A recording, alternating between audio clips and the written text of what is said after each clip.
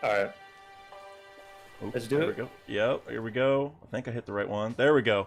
All right, what up, everyone? Welcome to Davy Dak fight round 14. I think it's 14, which is crazy. I know it's been a few weeks.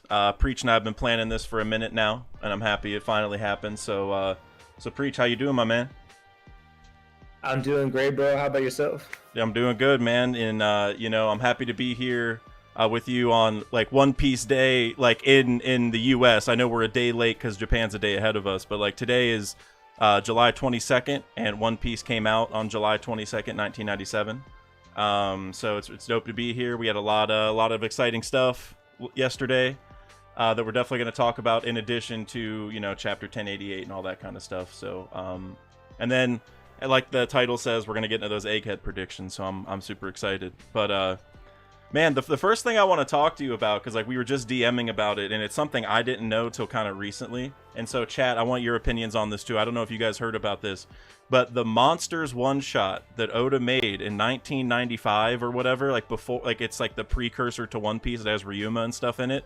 That's getting animated, like a new animation and stuff, which is crazy because a lot of people use that for theories. Preach, you may have even used it for a video I think I may have edited for you, maybe. I can't remember, but either way, that's a big factor. So yeah, I don't know. What do you think about that, man? It's like surprising news to me.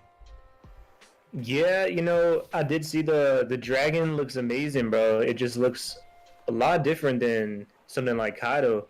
So I am Mm-hmm. interested to see what's it about and to see it. I always wondered how it would look because to me it's always been an interesting monster since when I look at I think it's Ryuma, right? It's Ryuma. So Yep. we look at Ryuma as a character. I always thought it was he thought of Ryuma first, and then I feel like he separated Ryuma into Luffy and Zoro because a lot of people I feel compare that. Ryuma to Zoro, but they forget that there's a lot of similarities between Luffy and Ryuma as well.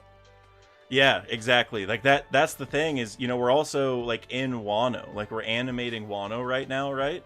And we're at like the peak of it, and then they announce that, and like, Gear 5th is obviously right around the corner. So to me that was really surprising because I'm like, bro, like are they gonna throw some stuff in there that is maybe some new theory material? Because like that was made 20 almost 30 years ago, 28 years ago, that thing, the one shot. And so I'm wondering now, like, is Oda gonna sprinkle some stuff in there? You know what I mean? Like, we gotta sprinkle some, I don't know what kind of theory material. Throw some bones of some kind. Yeah, it would be cool to see stuff that was also in the manga too, because or in the One Piece manga, because we do know the story of him going against the dragon. Then we get some stuff Mm-hmm. in Wano where he defended Wano from celestial dragons, from pirates. So it would be cool to see more of other things that Oda added in later on. Yes, for sure. Like, I'm sure Oda over the last 20 years has thought of some cool things. You know what I mean, to add in there. So it's going to be crazy. And I see some people in the chat asking some questions about it. Farhat, it's Monsters one shot. I see some people are answering it, but yeah. So like Oda, before One Piece was made, he made like a one shot version. It had Ryuma, he slayed a dragon in Wano and all that kind of stuff, which like is a parallel for Zoro slaying the dragon in Punk Hazard and stuff. And I think a lot of people were saying ZKK because of that reason, because like Ryuma killed a dragon a long time ago. And so that was like Oda's like preview. Like he made it, and then I think the publishing company like Shueisha or whoever picked up on him after that. Like, oh yeah, that's good. Let's see like more of it, whatever. So it's not like actually canon, or it shouldn't be, but it kind of is because it's like still like in the One Piece world, but just a different thing. So yeah, animation's gonna be dope. Also, shout out to everyone in here: Tainted Mar, Theron Ross, Farhad, I just said your name, Vex, Chance Rainey. Appreciate all y'all being here. Bungo, Jamaica Sound, Ricky, we were talking earlier about that thumbnail. Ricky's got a fire thumbnail coming for a good Weakling Trio video. I think everyone should check out. So that's gonna be cool. Yeah, shout out to Deck, man. This guy, it's basically like a year celebration for us. He's been doing this thing for a year now. And, he's nearing up on 30K. I'm about to hit 50K in a couple months. It's So, crazy. man, it's just crazy to see how far we both come. Yeah, no, and I'm glad you brought that up. I mentioned this a couple weeks ago on the other stream where like I wanted to get you on my stream. I think it was June 28th, I think. That was like when I originally wanted to get you on, because I wanted to have just you on for like my 1-year anniversary, because I think a lot of people know this, but a little bit of lore is like, you know, I used to edit videos for Preach back when I first started, and Preach helped me a ton, like growing. And actually, it's funny because I mentioned you earlier with Ricky, because Ricky sent me his thumbnail, or like he was asking for some tips on it, and I was like, bro, just send me the Photoshop file, and I'll just edit it, and then I'll send it back, and you can just see what I did, and you know, do whatever you want with it. Which is literally what you did. He's like, oh, bro, this is so helpful, you know, like. Like just seeing the effects you're using and just how you would tackle it, you know, and so same thing that you did for me, so that's super helpful. So no, I appreciate it, man. It's crazy to see how far we've come, for sure. Yeah, it is crazy, man. I remember when you first hit me up, I don't even think you had 1,000 subs yet, and you know, I could tell, like, bro, you had good editing, your videos were good, your ideas were good, so you know, sometimes you just need to learn things and take that next step. So I saw the potential, bro, and I was like, bro, this guy, if he gets to write things down, the YouTube side of things, he'll be big. So I appreciate that, man. You definitely helped. I remember early in the career, I was sending you pictures like, bro, look at this graph after you did this thing for me, or like you told me to change this title or this part of the thumbnail, and like you could literally see like a sharp increase in views, you know. So no, man, it's been a good you know, connection over the last year, for sure, and we still, you know, talk about thumbnails all the time. So all the time, yeah. and I guess I'll say this too. I don't know if you figured it out, but you know, hopefully we can catch up at Anime NYC also if we make it. I know the tickets is a crazy situation. Oh, you know? Bro, I just, you know, I got the first tickets, and then and then after that I went back and I got the 3-day. I don't know. It was like on they were reselling it or not reselling it. I guess like some people were selling the tickets, and yeah, the exchange. But then I saw the message like the next day, and it said, I think it was earlier in the morning. It said that my card didn't go through on the second purchase, so now I got to go and fix that situation. Oh my God, man, the tickets are just crazy right now. Yeah, it's tough, man. I mean, in my mind, worst case scenario, I can go to like a legit second market and like pay scalper prices probably, but like I definitely don't want to do that. But hopefully they just add more passes, you know what I mean? Like hopefully they didn't throw them all at once, because a lot of venues do that where like they, you know, periodically add more so they don't get sold out by, you know, scalpers or whatever initially. Yeah, and Wizard of Wars as well. Bro, we're excited, bro, because we haven't met anybody in the community so far, and you know, I mean, no one's even seen our face before, so it's gonna be a fun time. And you know, we're gonna do content as well. We got lots of stuff planned if we go out there, and hell yeah, it's just gonna be great to meet everybody, bro. For sure, dude. Like whenever you said you were going, I was like, bro, this is like the 10th maybe creator that like I talk to normally who said they're gonna go, and it's gonna feel like a party, bro. Like cause it on one hand, it's like I was trying to tell my mom this, because my mom's gonna let me use her car, because like I don't want to drive it's like an awkward distance where I could drive or fly for me. So my mom has a new car, so I was trying to convince her, and I was like, Mom, it's like a professional convention. It's like for work. You know, I was like, it's, you know, I'm making connections, I'm networking, like this, you know, I'm making content there, Mom. Like I really have to go. And then it's so funny then talking to everyone else, it's like a fun thing. Like it's both, you know what I mean? I mean, it's honestly both, but it's a bit of both, yeah. But it's just so funny thinking about it that way. Like we're all just gonna like meet up and I don't know, like hang out, you know, but it is kind of work at the same time. So and also major shout out to everyone here. I see a lot of positive messages for Preach and my channel also, so I really appreciate that, guys. And OPU, Mike Tyndall, shout out OPU. We love One Piece University.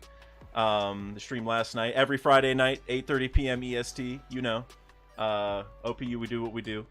But and yeah, like Bean Boy said, like the stream, that'd be great.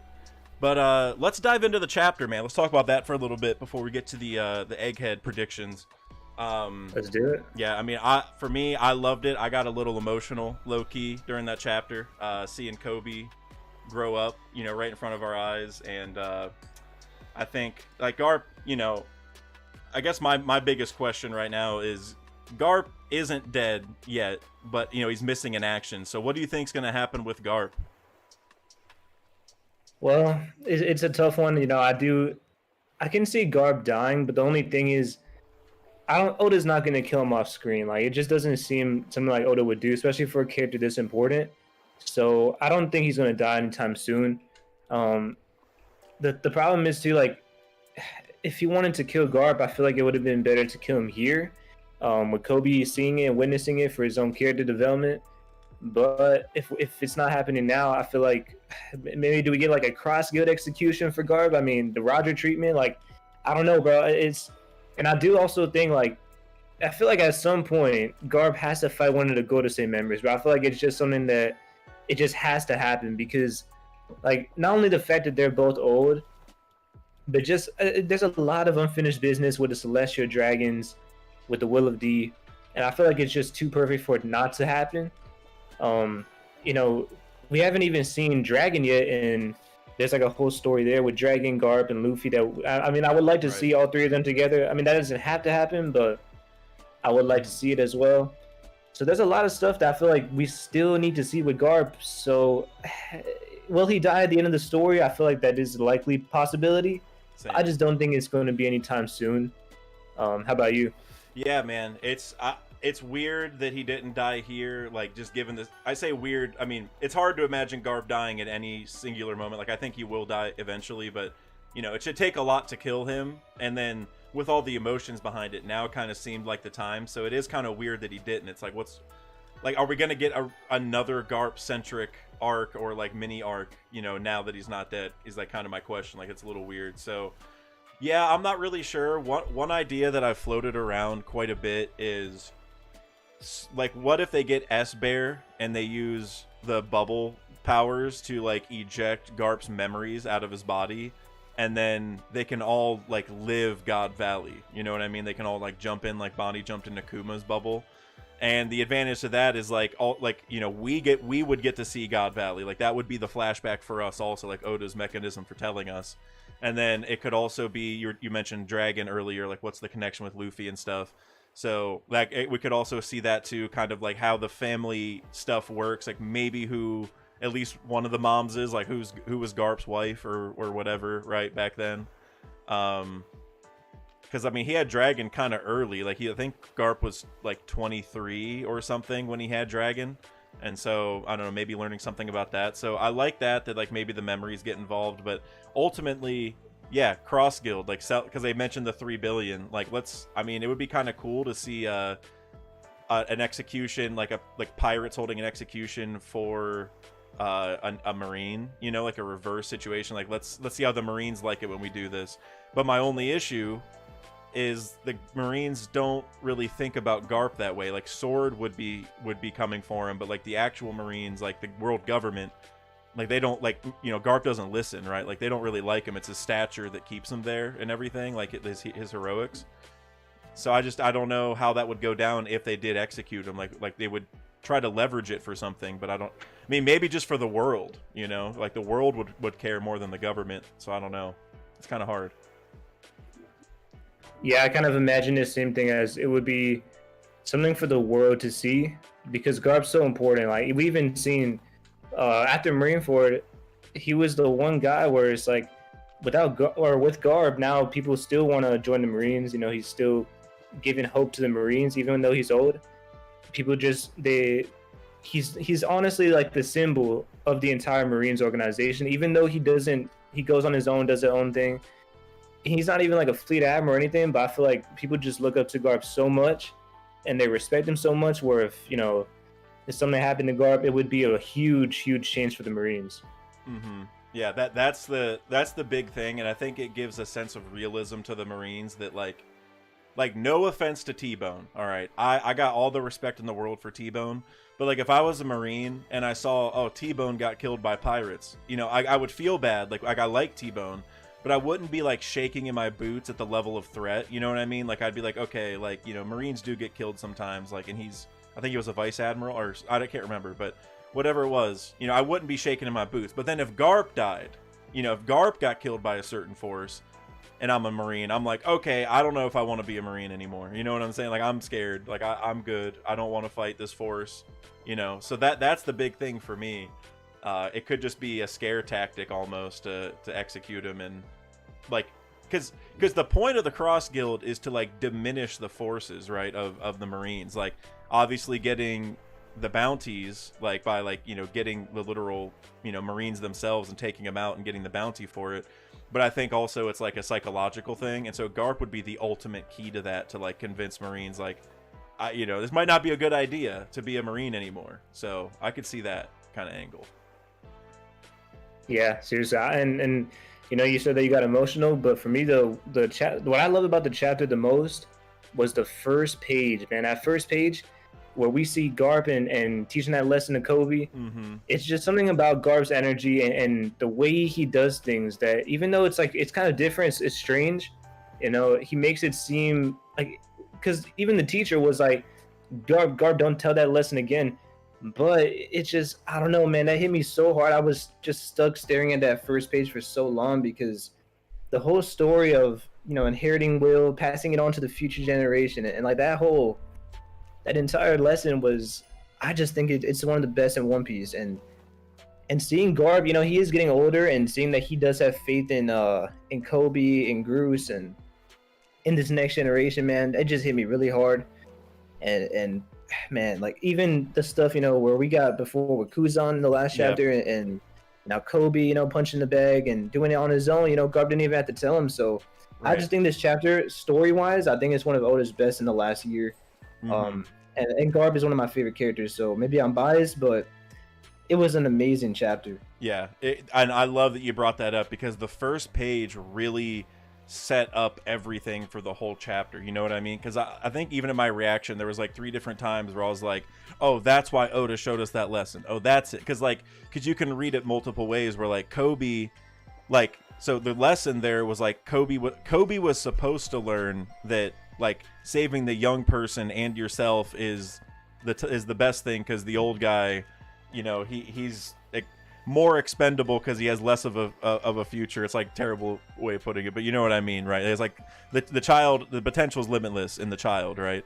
And you look at this story, and like you can say like Koby, like he didn't listen to Garp necessarily. You could say like he kind of like he did because he left Garp behind, but he also like, you know, he's never done this kind of thing before. Like he didn't, not that he would have had another way of saving him, I guess, like he had to figure something out. But it's just like that, it's like that lesson. He's like, screw it, I don't care if I sacrifice myself to save everyone. I don't know what's going to happen, but I'm just going to do it. It doesn't matter. Like he still was okay sacrificing himself to save everyone. And then Garp, on the other hand, lived like what he has kind of always said, like live the old man behind. And it's kind of like the way all that ties together is just insane. And you also brought up the battleship bags, where like Koby was doing them without Garp even knowing or telling him. Like Koby was putting in like, you know, way more effort than anyone else. Like, dude, that's Mamba mentality, bro. Like literally, like it's crazy. There's no way, obviously, because this Koby was, you know, like relevant before Kobe Bryant was, but still, bro, like that's pink Mamba mentality, like 100%. So yeah, yo, it's so great. emotional. You bring up Mamba mentality, bro. It's like literally the story of Koby, where he says like, he's like, I was so far behind, so I would just work so hard to catch up. And then he said, I just kept working harder. If I would work out like 4 times, and people work out 1 or 2. So then by the time I'm like in my prime, you can't even catch up. It's like that really is like the Kobe story, but it's crazy. Yep.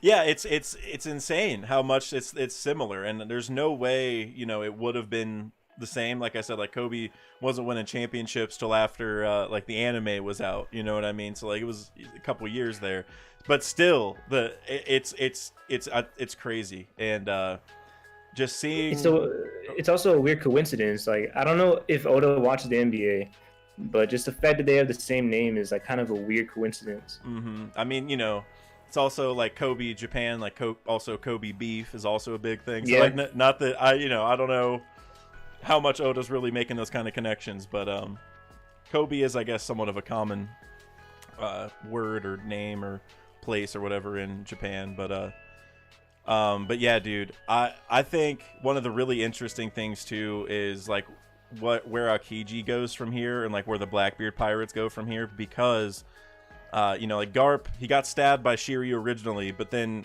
Aokiji's like ice spear, it looks like it's in the same hole as before, so like they're like he's keeping Garp alive, although they would probably want to keep him alive anyway. Like it's not like a nefarious thing that he would keep him alive because they probably want to exchange him or whatever. But it's still like, I don't know. Like I think back to what Smoker said, which Smoker's kind of relevant because even though he's not in Sword, he's similar in that he's like with the Marines, but not really with all the Marines in that sense. Like he doesn't like everything about him. And so, he told Smoker, I'm still me. And so I'm just wondering, like, what is up with Aokiji right now? You know what I mean? Like, I don't know. It seems like he's definitely with Blackbeard, but like Blackbeard said, we all have agendas. That's like the reason we're together. And so I'm wondering, I don't know, like what Aokiji's going to do. Yo, it's crazy because I honestly, Kuzan and stuff, like, bro, this guy is the most interesting character right now by far because, I made a poll recently and it was, is Kuzan evil, good, or neutral? Or like morally gray, I think I said. Yeah. And I think it was a big, like it was like 80% people said morally gray. And I agree because it's just, I feel like Kuzan is one of the most conflicted characters. And I don't know if, he obviously has feelings for Garp, like personal, they have a personal history. Right. So he kind of is looking at it like, oh, it's like, it sucks it has to come down to this.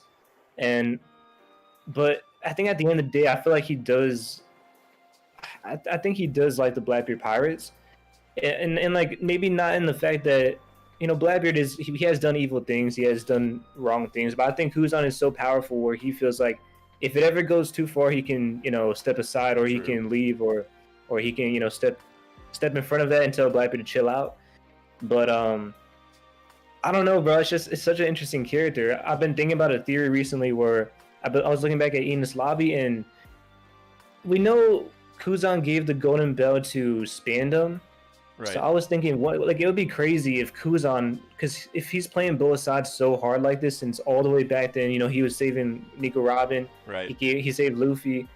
And we know he was at Enies Lobby too, so I was wondering, like, it would be crazy if Kuzan manipulated the entire situation where he gave it to Spandam specifically because he knows how Spandam is. He knows he's going to have a power trip if he has that, and kind of manipulated him into destroying their own military base with the Buster Call. So I was thinking if that is true, because we see him at the end of Enies Lobby, he's there and he didn't help them out. He wasn't even worried. He wasn't even shocked at the destruction of Enies Lobby. He just looks at it and he has a calm face. So I was thinking if he did that, I mean, he was doing it since the beginning, playing both sides, going against the world government, and it's just a really interesting character, man. Like, yes. I don't know. It's just. Oh, go ahead. I was just gonna say, Kev was mentioning in the chat a lot of other people with similar sentiments, like saying Kuzan's just so well written, it's absurd. Like it's the fact we have no idea what this guy's truly doing, because even when he was with the Marines, like what's the real feeling, like what, because he saved Robin and all that, and you just mentioned all the Enies Lobby stuff, right? It's like, okay, what's his real agenda there? And then he fought for, what was it, like 10 days or whatever, against Akainu to become fleet admiral. So it's like, okay, so he definitely wanted to become the leader of this thing, and now we don't really know if he's with Blackbeard. It's like, no matter what's going on, we really have we don't know why he's doing it, right? So I agree pretty much with everything you said. I've always thought it's weird how at the end of Enies Lobby, like after it's all over, Aokiji shows up and he's like, nah, it's over, we gotta admit defeat. It's like, bro, can't you just open the gates back up, or or just you go over the gate, Aokiji? Like, I don't, what I'm like. So yeah, and we even saw, we saw Kuzan could have easily defeated all the Straw Hats. We saw it in the beginning, and they already were, they were fighting, so they were already worn down. And the fact, because he could have froze the entire ocean if he wanted to, but he just. He was sleeping, he was lazy, but I don't think he was really lazy. I feel like he really just wanted to let them escape. But another thing too is with Akainu, with his battle with him, I feel like that really did. If Kuzan wanted to become Fleet Admiral, then of course he's going to want to leave the Marines, because in Akainu's, during the Ohara incident, I feel like that was the thing that changed him, because his original justice was different, burning justice. And when, like he even said, this is not justice when he saw Akainu just killing innocent lives, people that had nothing to do with archaeology. So I feel like that day changed him, and he's like, if I have to be under Akainu, I just don't even want to be a part of it. Yeah, I'm with you, dude. And it's funny because Akainu this entire time, he's a pencil pusher, bro. Like he's not doing anything, and so like I make fun of that guy every chance I get. I mean, the reason Oda's doing that is because he's going to be so relevant probably towards the end, right? That he can't spend a lot of time with him now, but it does make him look like nothing but a pencil pusher, you know. And where Aokiji's out here making moves, like literally taking out Garp, you know what I mean? Like that. And also, I think I brought this up in chat or in my stream last time, and I want to know your opinion. Now that Aokiji just had this fight, and I mean, he's probably done some other stuff in the post or in like the time skip and the post time skip, but now that he's had this, you know, kind of top tier fight, you know, I mean, he had help and stuff. Do you think the Akainu fight would go differently now that like he's had all this extra training and stuff?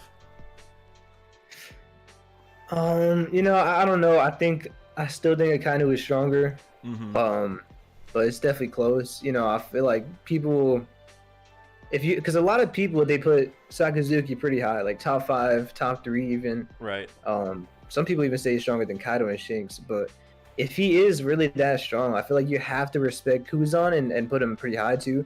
Right. It's also interesting because in my eyes, maybe I'm wrong, but I feel like his Devil Fruit is not really a great counter to Magma. I feel like Magma would just overwhelm him. So I feel like just all going off of that, I think you gotta at least say, if that is true, then Kuzan has stronger hockey, you know? Right. Or if it maybe it's the other way around, maybe his Devil Fruit is better, but Sakazuki has stronger hockey. I don't know. But I feel like there's something that has to balance them out. So it's a really weird dynamic. And we haven't really seen too much hockey feats from either one, so it's also interesting with that. But I do believe that those two at least have conquered his hockey. Right. Maybe not all the Admirals, but I think those two do. Because Aokiji took that punch on the chin from Garp, and also took a cut, like what was it, like the blue hole and stuff earlier. And so in my mind, I'm just thinking, you know, Garp is obviously, even today, insanely strong. And I don't know, like I said, Akainu's been pushing pencils, you know what I mean? He's been just signing his name on the dotted line, stamping all the papers. So I don't know, man. I wonder if we're gonna get to see them clash again sometime, and like they'll talk a little bit like, oh, like it's gonna end the same way as last time, and then Aokiji like does something because he's like grown and like he doesn't lose as easily. I don't think they'd have a full-on fight, but I don't know, maybe a little clash would be kind of cool, just to show, I don't know, what happened back then maybe.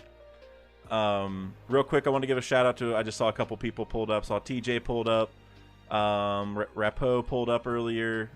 Ricky, you said making good points. Kuzan's never let them know your next move incarnate. Like that's literally, and he's even got like the whole aesthetic too, in my opinion. Like he's got just like the sunglasses on all the time, you know, well, most of the time, or like the sleeping band, you know what I'm saying? It's just, I don't know, always mysterious. Yeah. And, you know, one of my favorite part, well, I shouldn't say my favorite part of the chapter because that makes it seem like I didn't like it, but a part that got me really excited about the chapter was actually the very last part, because it talked about the paper. Like, tomorrow it's going to talk about Garp being missing in action, but then also talk about the Egghead incident, kind of alluding to the fact we're going to go back, which, you know, all the stuff we've gotten in the last 3 months, however long it's been, 4 months, since we saw the Straw Hats has been hype. But man, I can't wait to get back. Again, Garp, Emu, you know, Cobra, Alabasta, all that stuff, super dope. Shanks earlier, 1079, it's been that long. But man, I've been waiting. Like this Egghead is I don't know, might be my favorite arc when it's done. Yeah, I cannot wait, bro. I've been, ever since we even got the first glimpse that Kizaru was coming to Egghead, I've been waiting for that man to show up, and it was already taking a while, but then we went into like Shank stuff, Garb stuff, Reverie.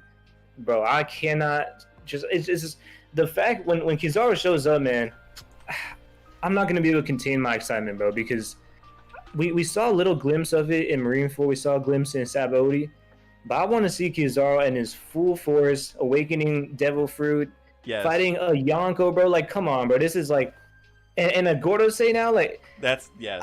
bro, I'm so hyped, bro. It's like, and I also think there's gonna be Holy Knights involved, so I'm just like hyping it up in my own head. So it's just, this is gonna be one of the most insane finales to an arc. So I can see it. Yeah, like it's already one of the best arcs, like top 10 easily, maybe top like 7 for me. But I could easily see it skyrocket into my top 3. Dude, and the animation for it, like that's what I've been thinking is like Wano's been so crazy. And also we haven't talked about this yet, but the Gear 5 animation that we got to see also, like seeing all this effort put into the anime and then just imagining that like after, like from the point we're at now for the rest of time, it's going to be craziness. Like every episode is going to have some really dope stuff, maybe except for some of the end of Wano stuff, maybe. Like I could see some of that being kind of slow, but for the most part, like once Kaido gets defeated, you know, we get the Momo being the Shogun, or like getting crowned as the Shogun thing. And then like once we get to Egghead, it's literally like balls of the wall, like every single episode. And I don't know. But the biggest thing I still think, man, is Gear 5th. I think we should talk about that just real quick. That the animation, you know, maybe I got to see the full thing. If I had to make one critique, there was a lot of aura. I guess we can call it a lot. You know, I mean, it didn't look terrible. The whole thing looked dope. I'm not trying to take away from it, but that was my one critique.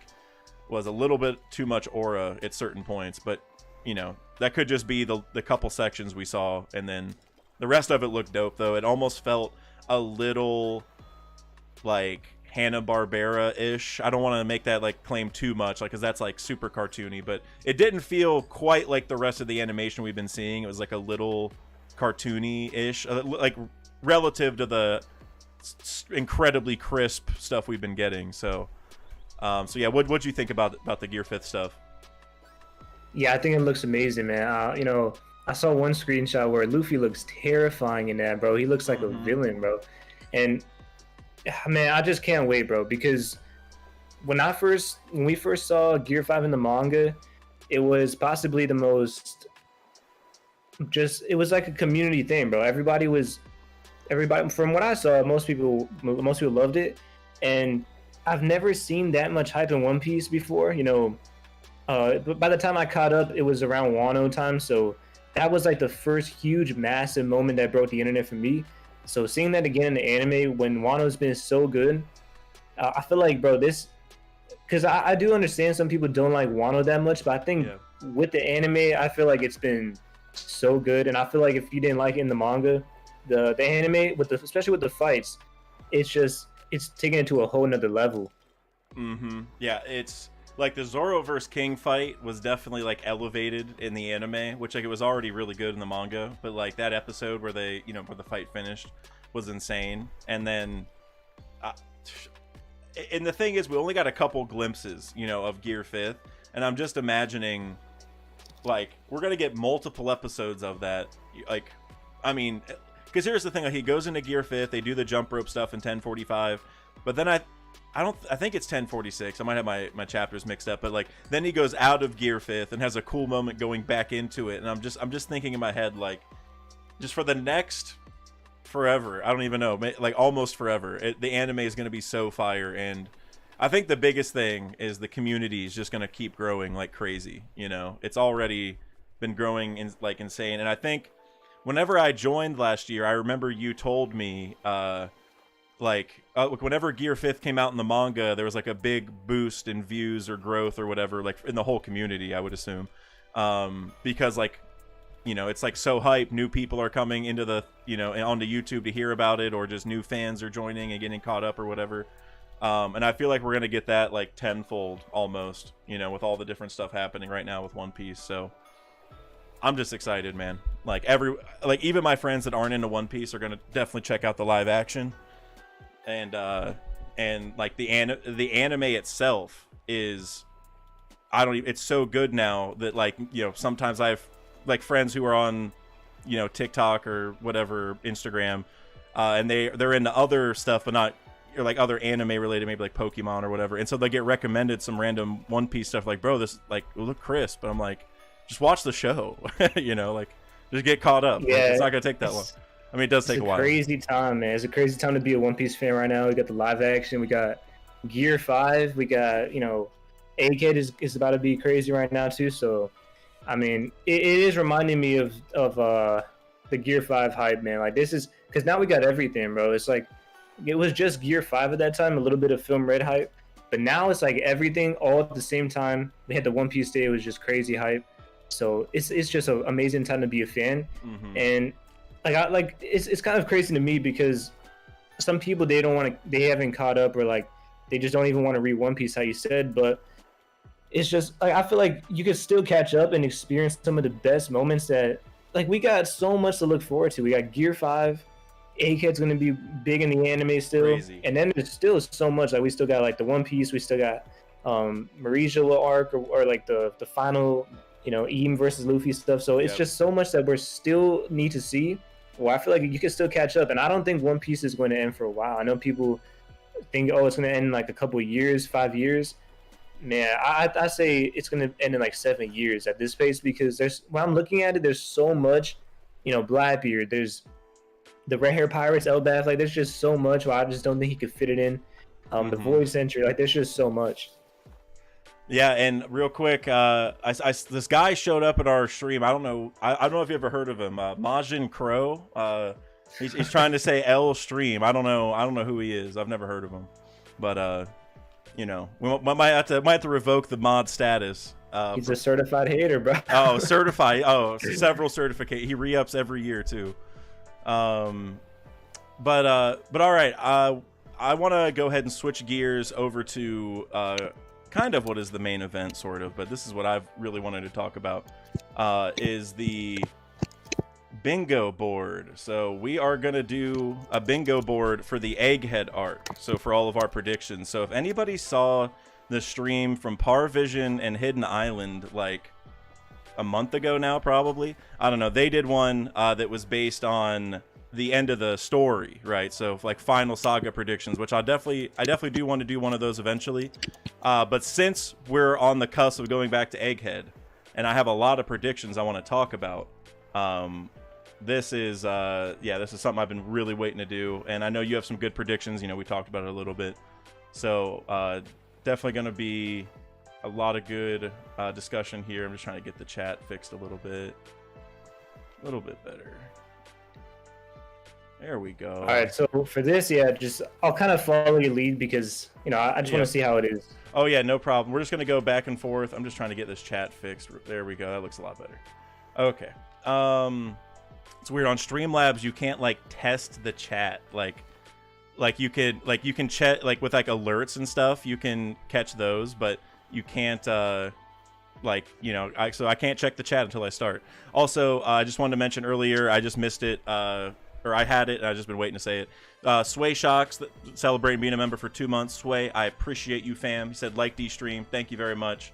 Yes, everyone, please like D-Stream. I see we got 90 in here and 54 likes, which actually is a pretty good ratio overall, but it could be a little higher. So, if you could, I would appreciate it. But yeah, so let's just go back and forth, Preach. So we'll start with you, and we'll just each kind of go over our prediction. So you sent me that list before. So just, go down the list. And the main thing, though, is you also got to pick where the prediction's going to go on the board. So I don't know if you have the stream pulled up. You can just, it's just a normal bingo board. But obviously the corners are more important than some of the other spots, because you can get 3 different bingos using a corner, right? Like the diagonal, the side to side, and the up and down. Where some of the other ones, they're only a part of other, only 1 or 2, I think is the minimum. I don't know, for bingo. So yeah, the corners are the most important, is kind of the lesson, or all the diagonals, kind of. Okay, so yeah, the most likely ones, yes, should probably put in there. Yes, the most likely, or if you, even if it's a hot take, but you think it's not a hot take, you know what I'm saying? Like you're super confident, even if it sounds crazy, you can put it there. I know one of my corners for sure. But yeah, so you go ahead and start. Just pick what's your first one? Yeah, I'm going Dragon shows up at the end of Egghead. It's something that I've been saying since the very beginning of the arc. And I still think it's going to happen, man, because we had a lot of stuff with Vegapunk. We had, we saw they had a connection. We saw a little flashback with Dragon. We saw, True. Kuma's involved with. There's like a lot of Kuma stuff with Dragon and the Revolutionaries. True. And I just think it's time, man. Like Luffy needs to meet his father. I like that. So I think it's time. So I'm putting Dragon in the corner. Oh, Dragon comes to Egghead. Cool. I'm gonna put you up here in this top right corner. Oops, that's the wrong. You know what we're gonna do? We're gonna rasterize that so it doesn't bother me. There we go. No, I like that. And also, I've said this in like 3 different videos now, but Vegapunk has studied dragons, and I know, like, obviously, this dragon is a bit different than the kind of dragons he's studied, but nonetheless, I feel like it's all hinting to the same thing, that he's gonna show up, so I like that a lot. That's one I definitely agree with. I'm happy having that one in a corner for sure. Okay, and then so for my next prediction, or my first prediction I should say, I've already have this one typed out because I was ready for it.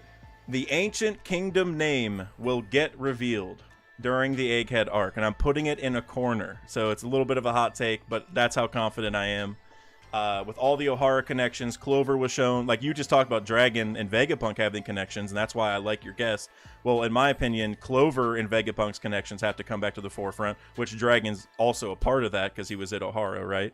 And Robin is also at the forefront. Like, she always kind of is reading the poneglyphs, but now that we're in an arc, where we talked about Ohara a lot, Saul was revealed to be alive, all that kind of stuff.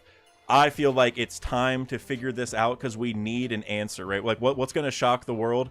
The Ancient Kingdom name would definitely shock the world because there's a reason the Gorosei didn't want it to happen a long time ago, and now one of the Gorosei showing up himself. So I think it'd be really cool if back then the Gorosei weren't physically there, but they were still able to stop the Ancient Kingdom name from getting revealed. But now, as like a clear indicator of how serious things are for them, it gets revealed even with a Gorosei there, like he's unable to stop it, right? And it's because Joy Boy's there, right? Of course, like Luffy's gonna step in. So this is one of my favorites. Now I do have to say, Chaozu, I see you said I see you said in the chat Bogart is gonna show up on Egghead. I was trying to avoid talking about Bogart because I really don't want to talk any more smack about this man than I already have. But since you brought it up, Bogart might not show up again in the story. All right, Bogart might be done. We don't even know if his name's Bogart. If Bogart shows up, that should be a W automatically for Bogart fans, in my opinion. Listen, bro. Oh, man. I messaged Paul the other day. I think last week. I was like, bro, this is his last chance. We saw him in that little corner panel, and I was like, bro, this is his last chance.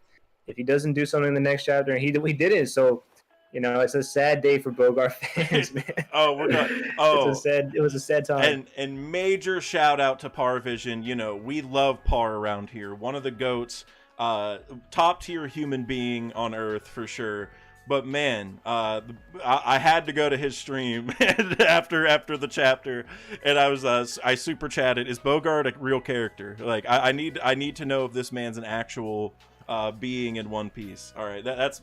I'm not. Chaozu said toxic, Dak. Like I try to not be toxic, but look, I'm done with the Bogart theory, bro. During the live action trailer, I saw people trying to say Bogart was in the trailer, bro. I'm good. No, like we got to stop with the Bogart theories. They can't.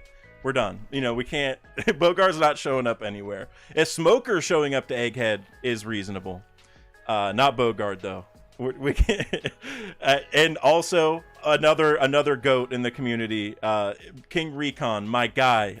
Coach, amazing. Everyone, if you haven't subbed to Coach, maybe the best reactions on the internet for One Piece, honestly.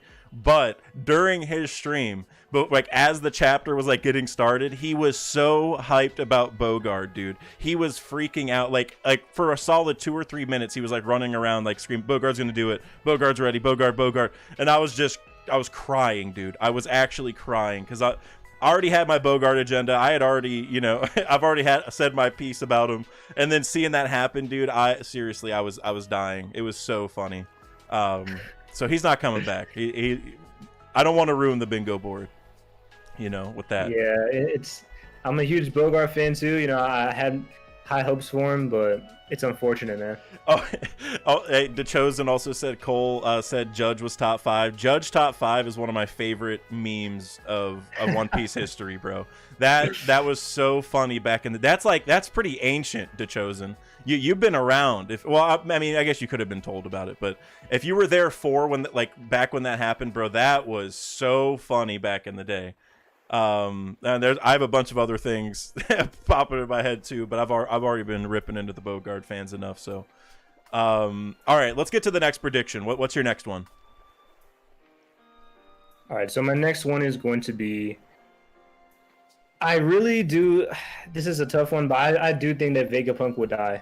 Okay. It's going to be kind of a risky one because we know, Oda doesn't like to just kill off characters. And you mean the Stella? And I mean the Stella, yeah. And then that's the thing, man. I know people are going to say, well, how could that be? But, going on with what you said, the Ancient Kingdom name, I think it's going to be Vegapunk who reviews it, but when he dies, I think it's going to be his last words. And it's just, he knows way too much to just keep around. It's almost like kind of frightening to the world government that he's even alive right now because he could really expose so much to just anyone. Yeah. And he's like kind of a weird character. Like, he does help the world government. At the same time, Vegapunk, you don't want to trust this guy really too much. It seems like he's kind of playing every side and just doing his own thing at the same time, hiding things from the world government. So I think they have to take him out. At the end of the day, he knows way too much, and he's old too. He's an older character, but he just can't exist in a story without revealing everything. So I think Vegapunk will die. And I'll put that in the corner as well. Oh, really? You're that confident? I'm really confident in that. I'm just gonna make it Stella dies. That'll do. That's interesting. Hey, that's a ballsy corner spot. I mean, I'm torn because I think if he doesn't die, I think something has to happen to nerf him, if that makes sense. I doubt this would be it, but I think Parvision also brought this up, but what if his brain's gonna get destroyed and his consciousness goes into that robot dog thing, so he's not as smart as he used to be, but he's still kind of smart, so he's still useful, he doesn't remember all the Void Century stuff, maybe, I don't know. But because the point you said where he knows too much, that's the reason why I think something has to happen to this man. So I guess we'll see. I think there's going to be some surprising deaths or close to deaths here in Egghead, I'm pretty sure. Yeah, and I don't want to get into because I have my own agenda with Vegapunk. I really do think he's a messed up dude. I know people want to defend him, but I think Vegapunk, if he dies, he's getting what's coming to him. He created the Seraphim. We can go down the whole route of the things he's done that's wrong, but I just feel like he has to pay for what he's done, bro. This dude has caused too much trouble in the One Piece world. The Mother Flame, even though we don't know, it might have been intentional. I mean, Dragon might have just been giving him the benefit of the doubt. We're gonna assume it's not, and just give him the benefit of the doubt. But either way, he's still created it. So I mean, this guy has to go. He's too much of a menace to the world. Yeah, no, I agree. Something has to happen to him. And I saw a couple chats I wanted to respond to. Matthew Pacchiano, I'm not exactly sure. Cole said Bogart is at Kong status now. I was dead, bro. It's accurate. That's 100% accurate, bro. Bogart's on Kong watch, 100%. 1,000%, bro. Bogard, Kong, and Geen. I love Geen. Geen's one of my favorite. I'm praying he comes back. But those guys are all on it might not reappear status in the story at this point. It's so funny. I saw. I think it was O'Hara. He posted a Kong short, and it was Kong is the strongest Marine, bro. And I'm just thinking in my mind, how, bro? We haven't even seen him throw a single punch. No way, bro.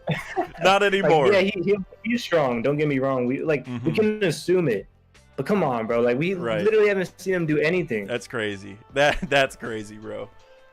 Shout out to In Due Time with the €10 donation. I appreciate you. And all you said was a heart. Man, I really appreciate it. It's so nice of you. Thank you very much. And In Due Time, have I retweeted or tweeted you on Twitter? I don't use Twitter very much, but I know your name from something other than YouTube. I feel like it's Twitter. Shout out to you. I appreciate you. Bogart's Joy Boy preach. I saw that in the chat, man. Whoa. That's why he's not in the story. He's too important. He'll destroy the entire One Piece universe. Hey. Yeah, Bogart's about in the story as much as Joy Boy has been. You know what I mean? Like Joy Boy, the real one, hasn't been in the story at all yet. So, also I got another donation from Time Lord for 69 bits. 3 bingo ideas. S-Croc has the Horm fruit, Saturn recognized Nika's form, or York is revealed to have sent the Mother Flame to the government. It's funny, none of those are I don't think on either of ours, like, or maybe like some of them kind of halfway connect, but none exactly. But I do agree with the last two, but the S-Croc, I know you and I have talked about this. I love the Horm Time Lord, but I'm all about the poison fruit. I want S-Croc to have it's the poison, or is it the venom? I know he like goes into Venom Demon at the end. Whatever the fruit is, the poison fruit. Because he already has the hook. But if it's either or, it's gonna be a W for me. You have any thoughts on the S-Croc power yet, Preach? Yeah, it's definitely interesting. You know, he was a Logia, so he has to get something completely different. Mm-hmm. Honestly, I haven't really thought about it too much, but yeah, it's like a tricky one for me. I haven't really put too much thought into it. Yeah, it's a tough one for sure, and something I can't wait to see. All right, I'm gonna jump into the next prediction real quick, and my next one is that one of the Vegapunks joins Blackbeard, and that is this isn't gonna be a full. I can't really put it all in the box, and that's the reason why they want like why they're showing up. Like that's what they're there for. Is one of the Vegapunks or the Seraphim, but they need to control them, right? Like the authority chip. So it could be York. Maybe they have the money for Stella. I'm not exactly sure. I gotta shrink that down. I think that'll work. Maybe 7. So yeah, I think that this is a big part of their plan. I mean, Vegapunk knows a lot about devil fruits, which that's like Blackbeard's whole thing, right? And so I'm just imagining, like, if he can get, I mentioned earlier, S-Bear and eject the memories, or if they can, well, they already have Pudding's power, but maybe like they need Vegapunk's knowledge to kind of access the devil fruit information. I don't really know, because he like hacks the system, right? Like he makes green blood and does all the, like duplicates zone fruits and all that. And so I'm just wondering, like, man, if they can get Vegapunk and like Blackbeard's the devil fruit guy, like Oda has made Blackbeard to be the guy in One Piece who has realized how important devil fruits are, so he's gonna keep chasing him, right? So I think for sure one of the Vegapunks are gonna join him, and it's gonna be trouble. That's what I think. So I'm not gonna put that in a corner though. I'm gonna save the other corner. So if you can save that other corner so I can use it so we each get 2, that'd be dope. But I'm not gonna use it yet. I'm gonna wait a little bit. All right, what's your next prediction? All right, so this is, I probably should have put this in the corner now and thinking about it, because it's probably the most easiest one, but I mean, we can move it. Yeah, we might have to move it. Mine is Sanji Sims for Doll. Oh, okay. I feel like that's just an obvious one, bro. Like when Doll shows up at Egghead, Sanji's gonna be, I mean, done. So he better get someone else to fight her, bro, because he's done. Yeah, he's that's a one shot. Well, they won't fight, right? Like they'll be on the same team, or they should be.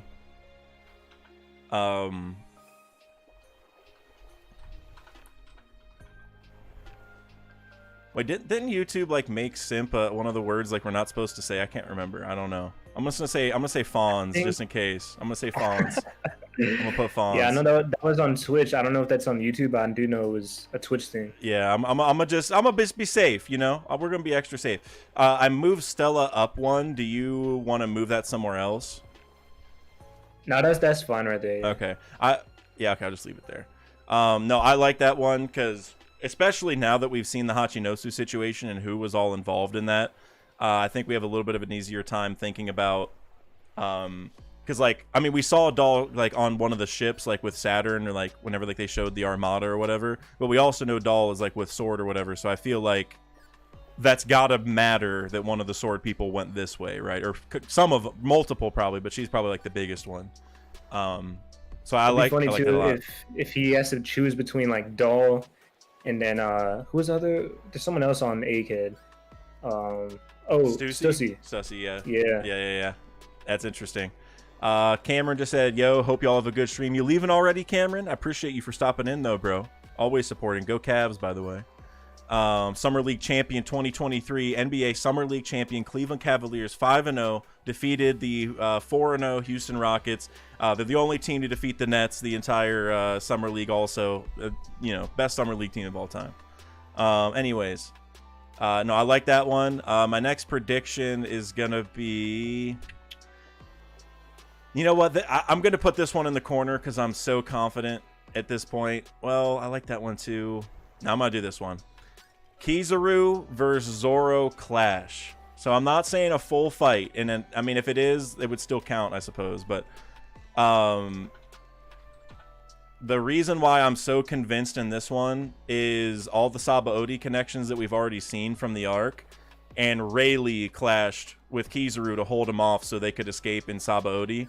I think we're getting that same thing, like 100% in Egghead. Again, I don't think it'll be a full fight.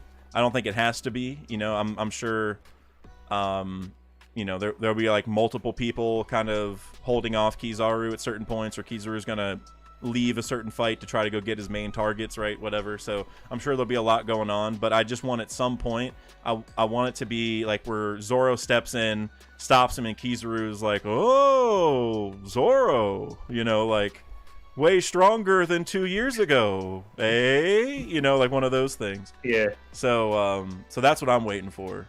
So I'm putting that in the corner. I'm like sold on that. No, I'm all for it, bro. I'm a huge Zoro fan, and it's about time because and I don't think Zoro is. Don't get me wrong here. I don't think he's as strong as Kizaru, but I think he is. I think he's pretty dang close to Admiral level as far as like Green Bull and Fujitora. So. Some people say it's a hot take, bro, but I mean, what are you gonna do when you're a Zoro fan? So, I would love to see him clash the Admiral. It would go crazy, bro. Like it would just set the community on fire. And I mean, this is the right hand of the future Pirate King, so we need to see it. Yeah, I don't know. Oh wait, I have Discord frozen, so they can't. I mean, all it is, I guess, is your bubble turning green. Don't matter though. But yeah, bro, I think the community, like, I can already see the thumbnails now with like Zoro, like in this, it's the same exact picture. Like Oda will probably do it too in the panel, but I'm sure everyone's gonna have it like redrawn where Zoro's just, it's like the same thing where like the lightsaber versus the sword, and like Kizaru's leaning into it, kind of like against Rayleigh. Like I like you said, the community would go crazy with that, seeing Zoro clash with an admiral and the power scaling discussions afterward, bro. It'd be crazy. All right. What's your next prediction? All right, so going off of that, we talked about Zoro and Kizaru. I have something similar kind of going into that. Okay. Zoro awakens Future Sight in Egghead. Ooh. Now, the reason why I believe it is because I think he's going to have to need it when he's fighting Kizaru. If he's going to clash with him and he's made out of light, bro, like he has to be fast enough to see it. So I think he's going to be forced to awaken it.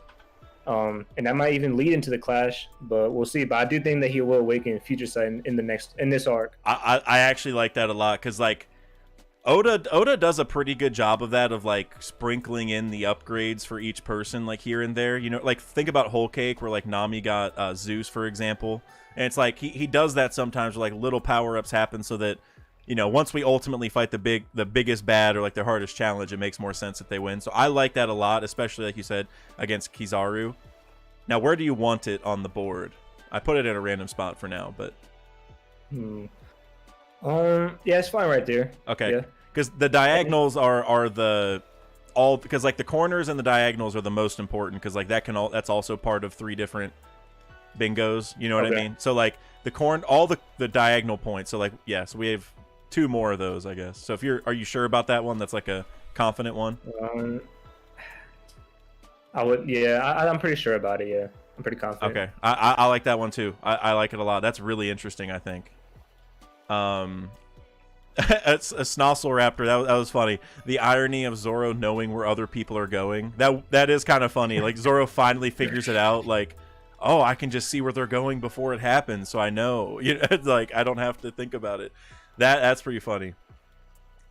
TV in the attic. You said very safe bingo so far. Agreed. Definitely looking doable, but we need some more crazy ones like Dragon shows up or Stella. Yeah, we got some more crazy ones. Don't you worry. I got a couple. I'm doing my my more likely ones first while I build the diagonals, and then I'll sprinkle in some of the other ones.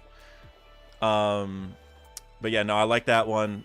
Next for me, I think this one's also extremely safe. But if I can, there it is. The next one, I think I'm gonna do Saturn Fruit Reveal. So I feel like this one again is really safe because like we kind of had it revealed, but not really what their powers are. And so obviously part of this guess is that it is a devil fruit. So if it's something else and it's not, then it would be wrong. So I guess that makes it a little more challenging. But I shout out to, I know Threef will put it on Twitter. Has he done a video on it? I don't know. He brought up that cover page with he hasn't posted the video yet. I know he is going to do one, but he talked about it on Twitter. There's a cover page where like the Straw Hats are playing football against like some bison, and the bison has like a scar like and part of his head that's like similar to Saturn, and there was like a bison looking thing, and Saturn's part of that thumbnail with like or not the thumbnail, but that panel. So I feel like we're definitely getting Saturn's fruit, guaranteed. Because also something I also want to just mention to everyone is like we've been in Egghead for almost 30 chapters already, right? Like 29 chapters technically if we count like Blackbeard going to Amazon Lily and stuff, because that's post Wano technically, so whatever you want to call it. But we've been in this stuff for like 30 chapters, and now we're going back to Egghead. It's like, how much longer is it going to be? Which I don't know, but like I feel like a lot of these predictions, it's like Oda's going to have to kind of jam it in there, you know. But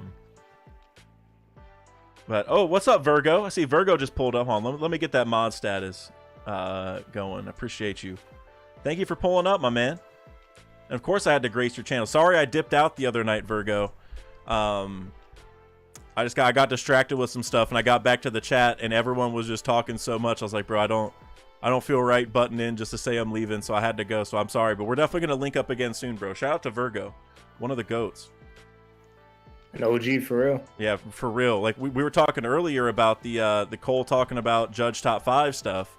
You know, Virgo's been around since then and beyond.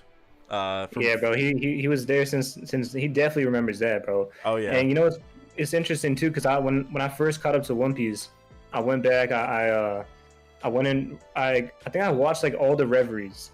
I watched all the reveries and just put them at like times 0.5 speed, 1.5 speed, and then just like binge them all.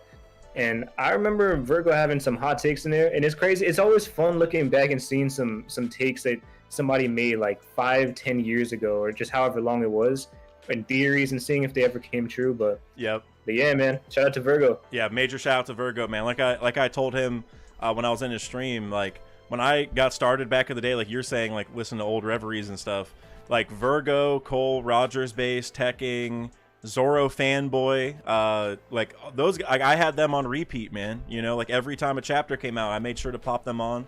I was always lurking, so like nobody, I don't have any chats to prove it, like you know, on the stream. But I guess I could open up my YouTube account and like look it up, see what I've watched before. But no, those are my goats for sure. 3-Day, thank you for plugging this channel. I appreciate it. Virgo's for sure one of the goats. Enma was gonna break Virgo. Woo! Hey, that's a hot take. That's a hot take for sure. But I mean, it would be kind of cool if that happened eventually. I'm not gonna lie. Like, maybe Mihawk breaks it, maybe. Oh, that would be kind of cool. And then maybe like Zoro uses Haki to put it back together or something. I don't know. Now we're branching out. Now we're starting to buy into the theory. We gotta slow down. All right, whose turn is it on this board? I can't remember.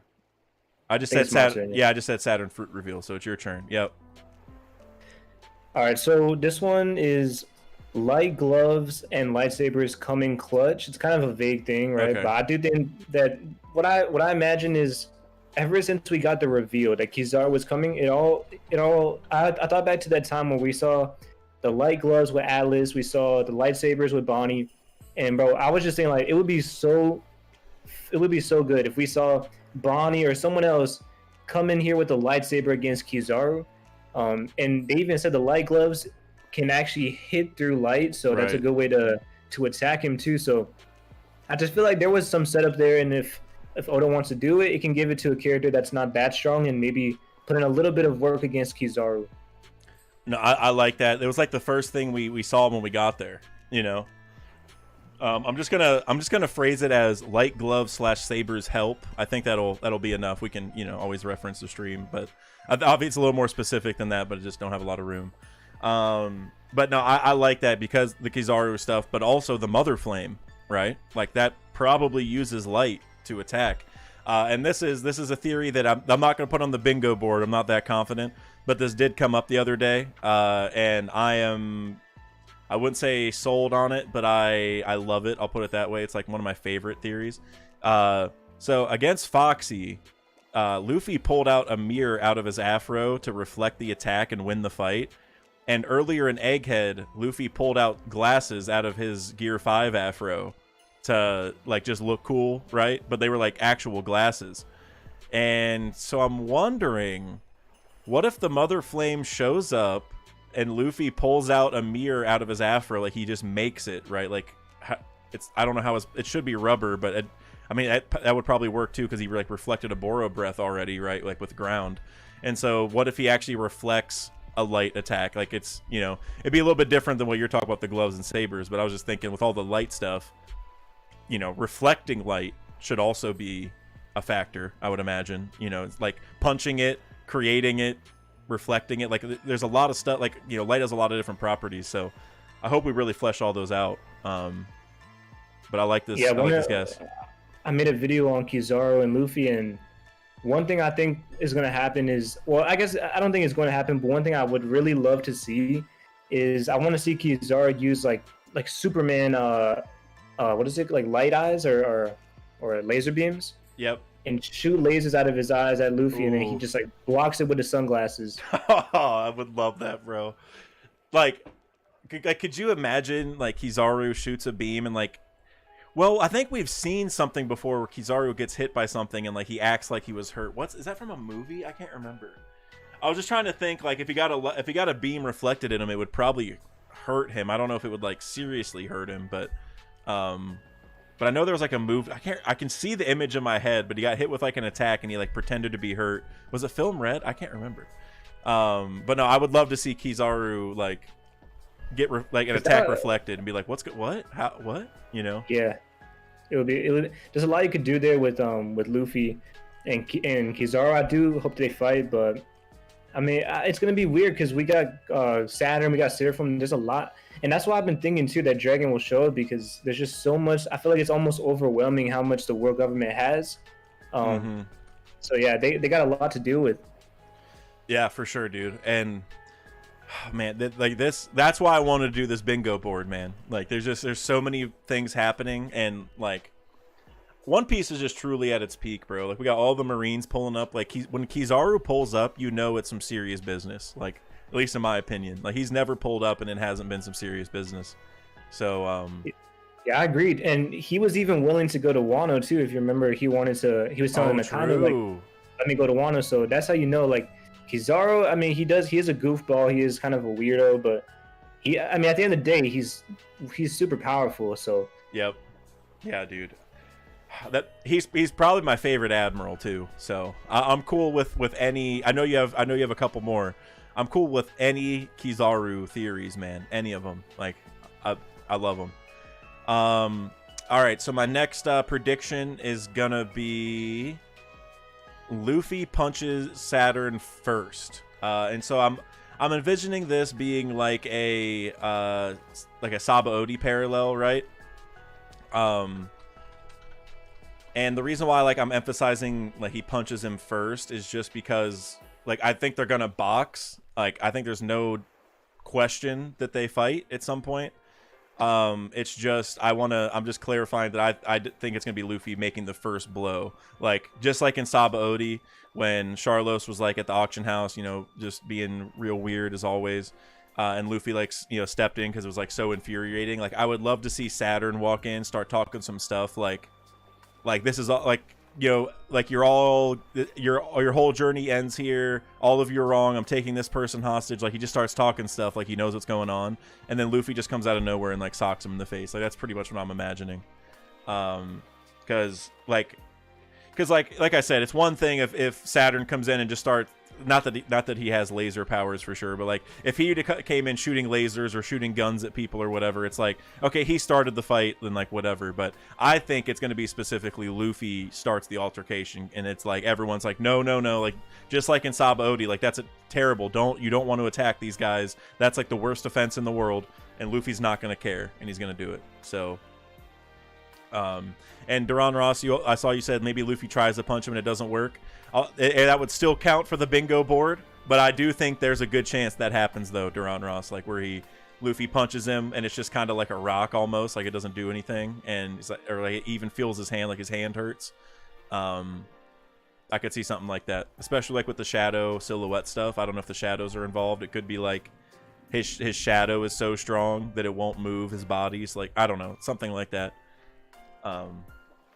So yeah. One thing I'm interested to see with that is, you know, with Sabo, he kind of implied that there was this kind of presence, this evil aura coming from the Gorosei and Imu. But I was wondering, because is it just Imu or is it just the entire Gorosei? Because that's one thing I want to see. Because if Luffy senses it, you know, maybe he'll kind of understand that, like he'll understand his strength from the beginning, if he does share that aura. Yeah, like I don't think I put this in my list. Let me double check. No, I didn't. But one thing I was really contemplating putting in my list for this stream was like Saturn has a Joy Boy flashback, or like I don't know how to really put that, but like like maybe Luffy punches him or Luffy says something and then like it just cascades into a whole thing where like we just start learning what Saturn knows. Like we see the Joy Boy connection. He's like, oh, you punch just like Joy Boy did, or my favorite thing would be he's like, this scar hasn't throbbed this much since I met Joy Boy 800 years ago, or you know what I'm saying, like something like that, where he's just he alludes to the fact Luffy is definitely Joy Boy, like, oh yeah, you're him for sure.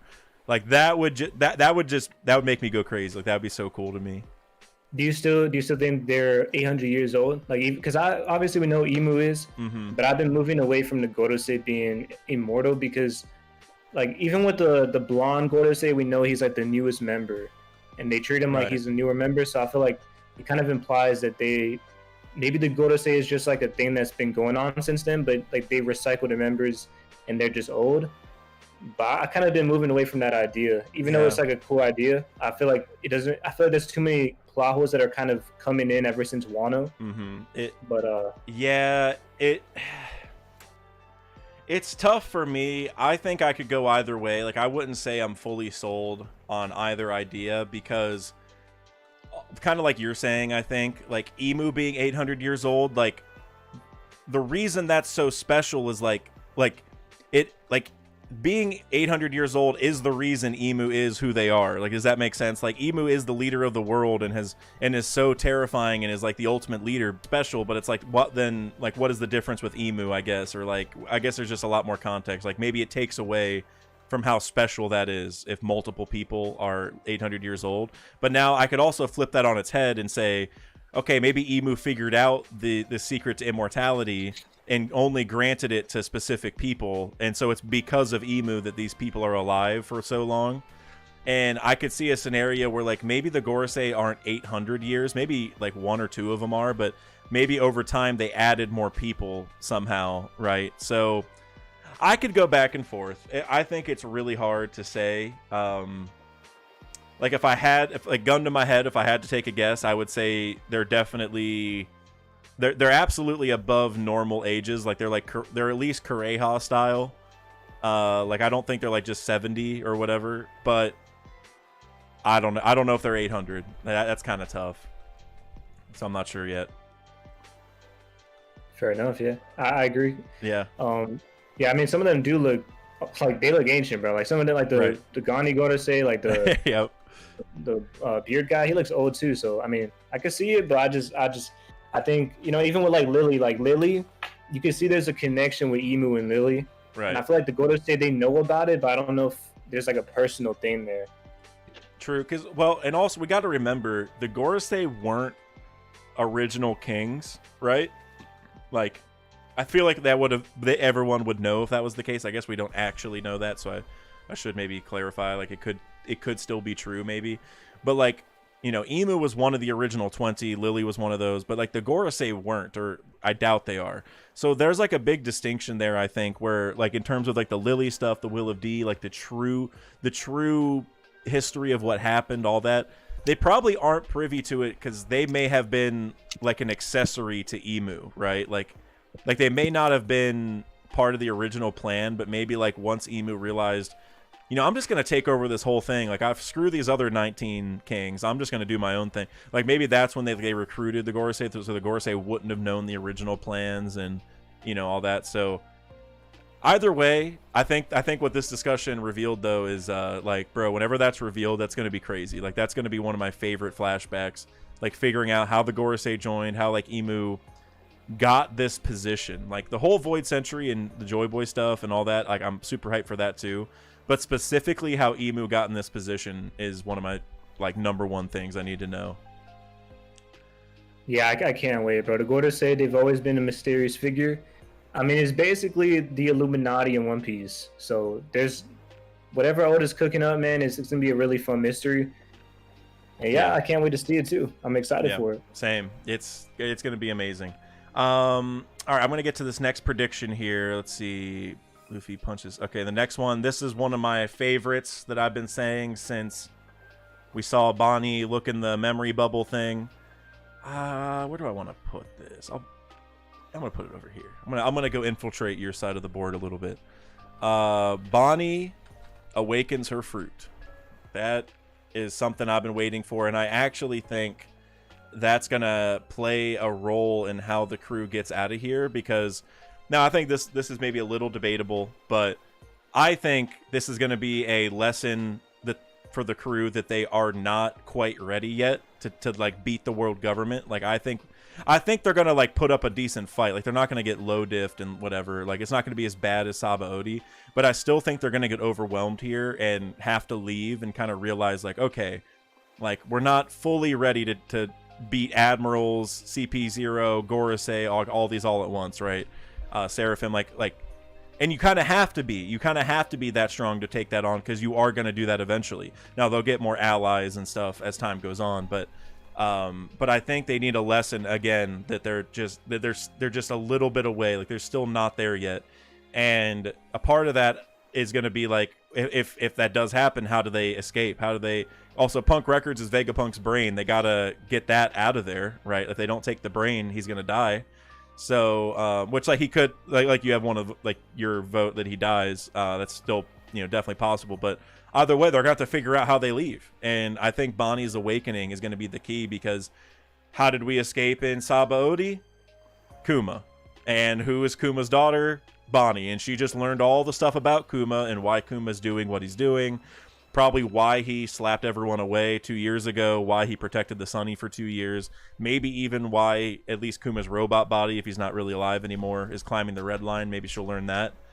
And so it'll kind of tell her, okay, I need to get everyone out of here. I can't, if everyone dies, then my dad's work was wasted, right? So I think her awakening is going to be the key. I think you have a Bonnie theory coming up, I think, in this prediction maybe.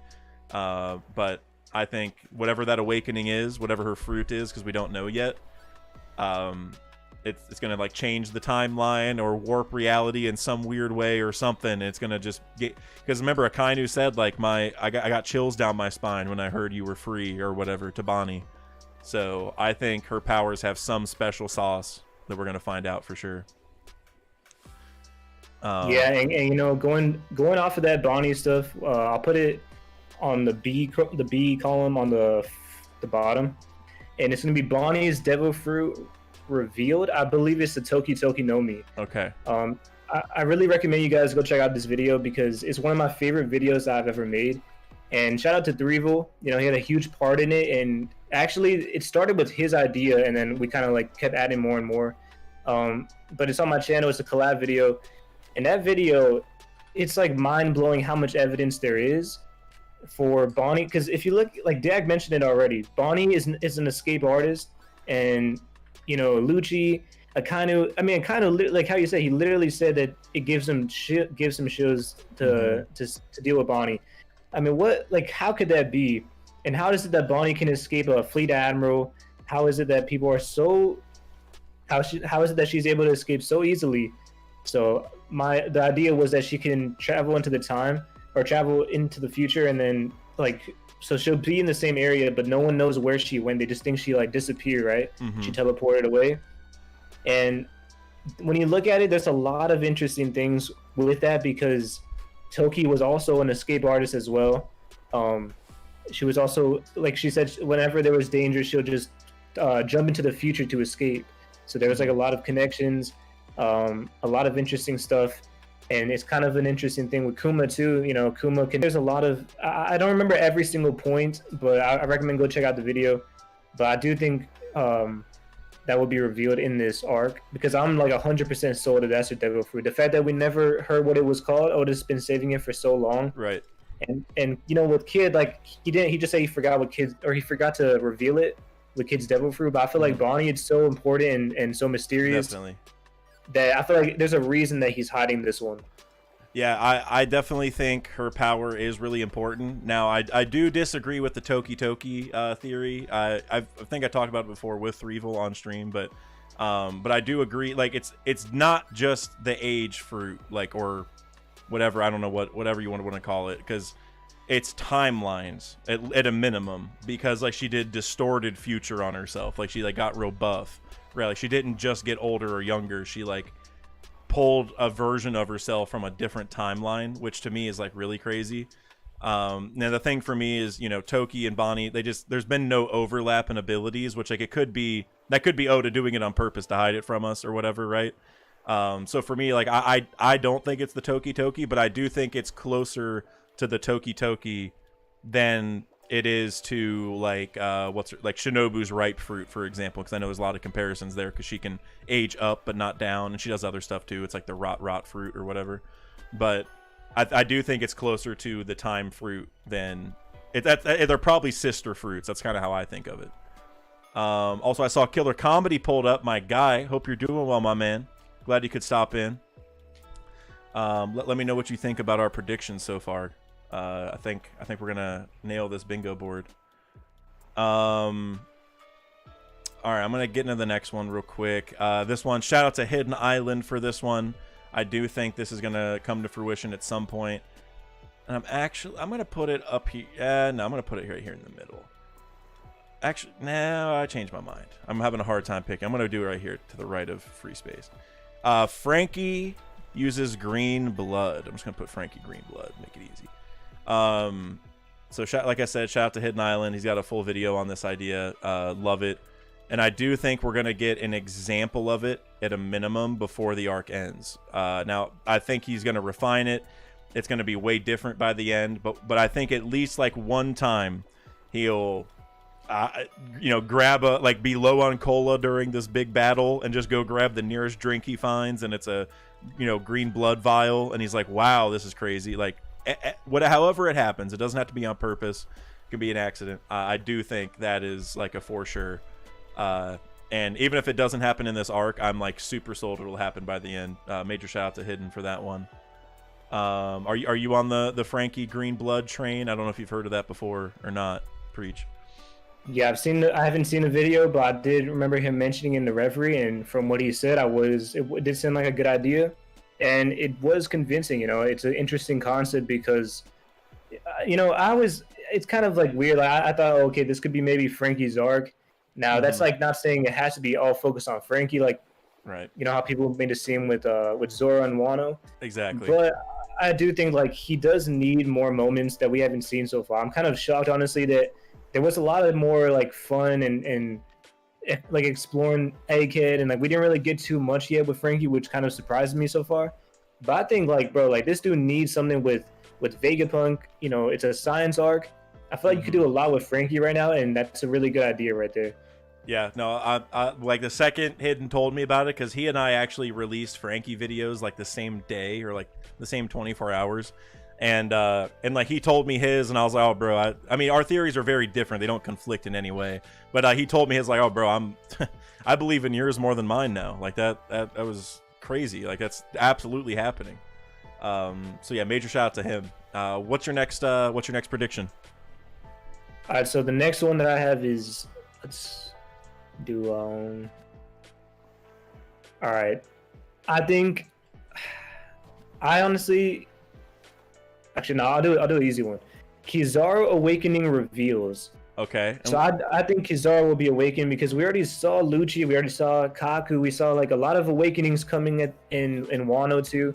So I really do think Kizaru is going to show us a Logi awakening, and I think it's going to be crazy, bro. Because from what we saw with Lucci, that was already an impressive awakening. Even though, like, you know, it was kind of weird because he's going against Luffy, right? So it doesn't look as impressive as it should be. But in reality, that was a really big boost for Lucci. And so for Kizaru, I can't wait to see it because he's an admiral. And there has to be a reason for him to be so powerful. And we haven't really seen too much of a Logi awakening yet, so I think it would just be really cool overall because Logi is already so hyped up. And then if we get an awakening on top of that, I feel like that's just, it's already boosting Kizaru even more. Yeah, I'm 100% with you. Real quick, I just want to give a shout out to my guy Den Kushi for pulling up to the chat. I appreciate you. Thank you, Vex, for plugging this channel. Everyone, go check him out if you haven't already, and the last arc for that matter. But I'm with you on this one 100%. I actually didn't pick this one for my predictions because I knew you were going to, and I already had Bonnie awakening. So I was like, let's each take an awakening. That was like what I was thinking in my head because I was like, I'm sure. Because that's like, I think a lot of people have been talking about that. That's something everyone wants to see also, is Kizaru do that. And so I'm so glad you said it because I'm fully with you. And the one thing that I was hoping you would mention was, you know, we haven't seen well, we've kind of seen a Logi awakening if you count Aokiji and Akainu on Punk Hazard, which I think is pretty fair to say that is awakening, but we haven't had like an explicit, you know, discussion on that in the manga yet. But the first three admirals were Akainu, Aokiji, and Kizaru. Wouldn't it be fitting to have it be teased by the two who fought for Fleet Admiral, and then Kizaru is the one who kind of ends that and shows us what a real Logi awakening is like? And you also mentioned Lucci. You know, we're in an arc where we, you know, have seen a couple Zone awakenings already. We have seen Paramecia awakenings with Kid and Law. It's time to see Logi awakening. We're due for it, right? And the Mother Flame looks like it uses some kind of light. Eni's lobby has daylight 24/7, which like is just, you know, maybe that was the light fruit awakening before, or I don't know exactly. So, and you already brought up the photonic gloves and the lightsabers, so 100%, dude. I think this is happening. Like this is maybe one of the most surefire ones I feel like on the board right now. I agree. Yeah, it is. Yeah, because the thing is too, Kizaru, I mean, it gets tricky with hockey. Like some people want to say, do the Admirals have Congress hockey? I can see it for, like I said, Kuzan and Akainu, I think they do have it. Kizaru, I'll even give it to him. Like he can maybe have it. I think it's less of a chance, but I do think it's possible. But if they don't, like they had to have an awakening. So, and we haven't seen their Congress hockey or, you know, advanced Congress yet. So, you know, if they don't, and like the awakening could make up for it. Yep, exactly. And yeah, you know, hockey's like such like a weird thing because, in my opinion, Oda's just gonna give it to who he feels like and like explain it later. You know what I'm saying? Like with Koby, like. I mean, I always thought he was going to have Conquerors, if I'm being honest, but I know a lot of people didn't, and like there's kind of reasons to think that because he was so scrawny. And then we see how hard he worked for it, and we kind of knew he was working hard, but we didn't really see that, how explicit that was until this chapter, right? And then we see him use, at least I think it's Conquerors, or at least maybe like baby Conquerors, like he's just starting to figure it out maybe. But whatever it is, people bloom their hockey, you know, like when Oda feels like it. That's the main point. Like he can do whatever he wants. So, yeah, like I'm with you. Like, Kizaru, who knows? Oda will do it if he wants. But either way, he's going to be insanely powerful.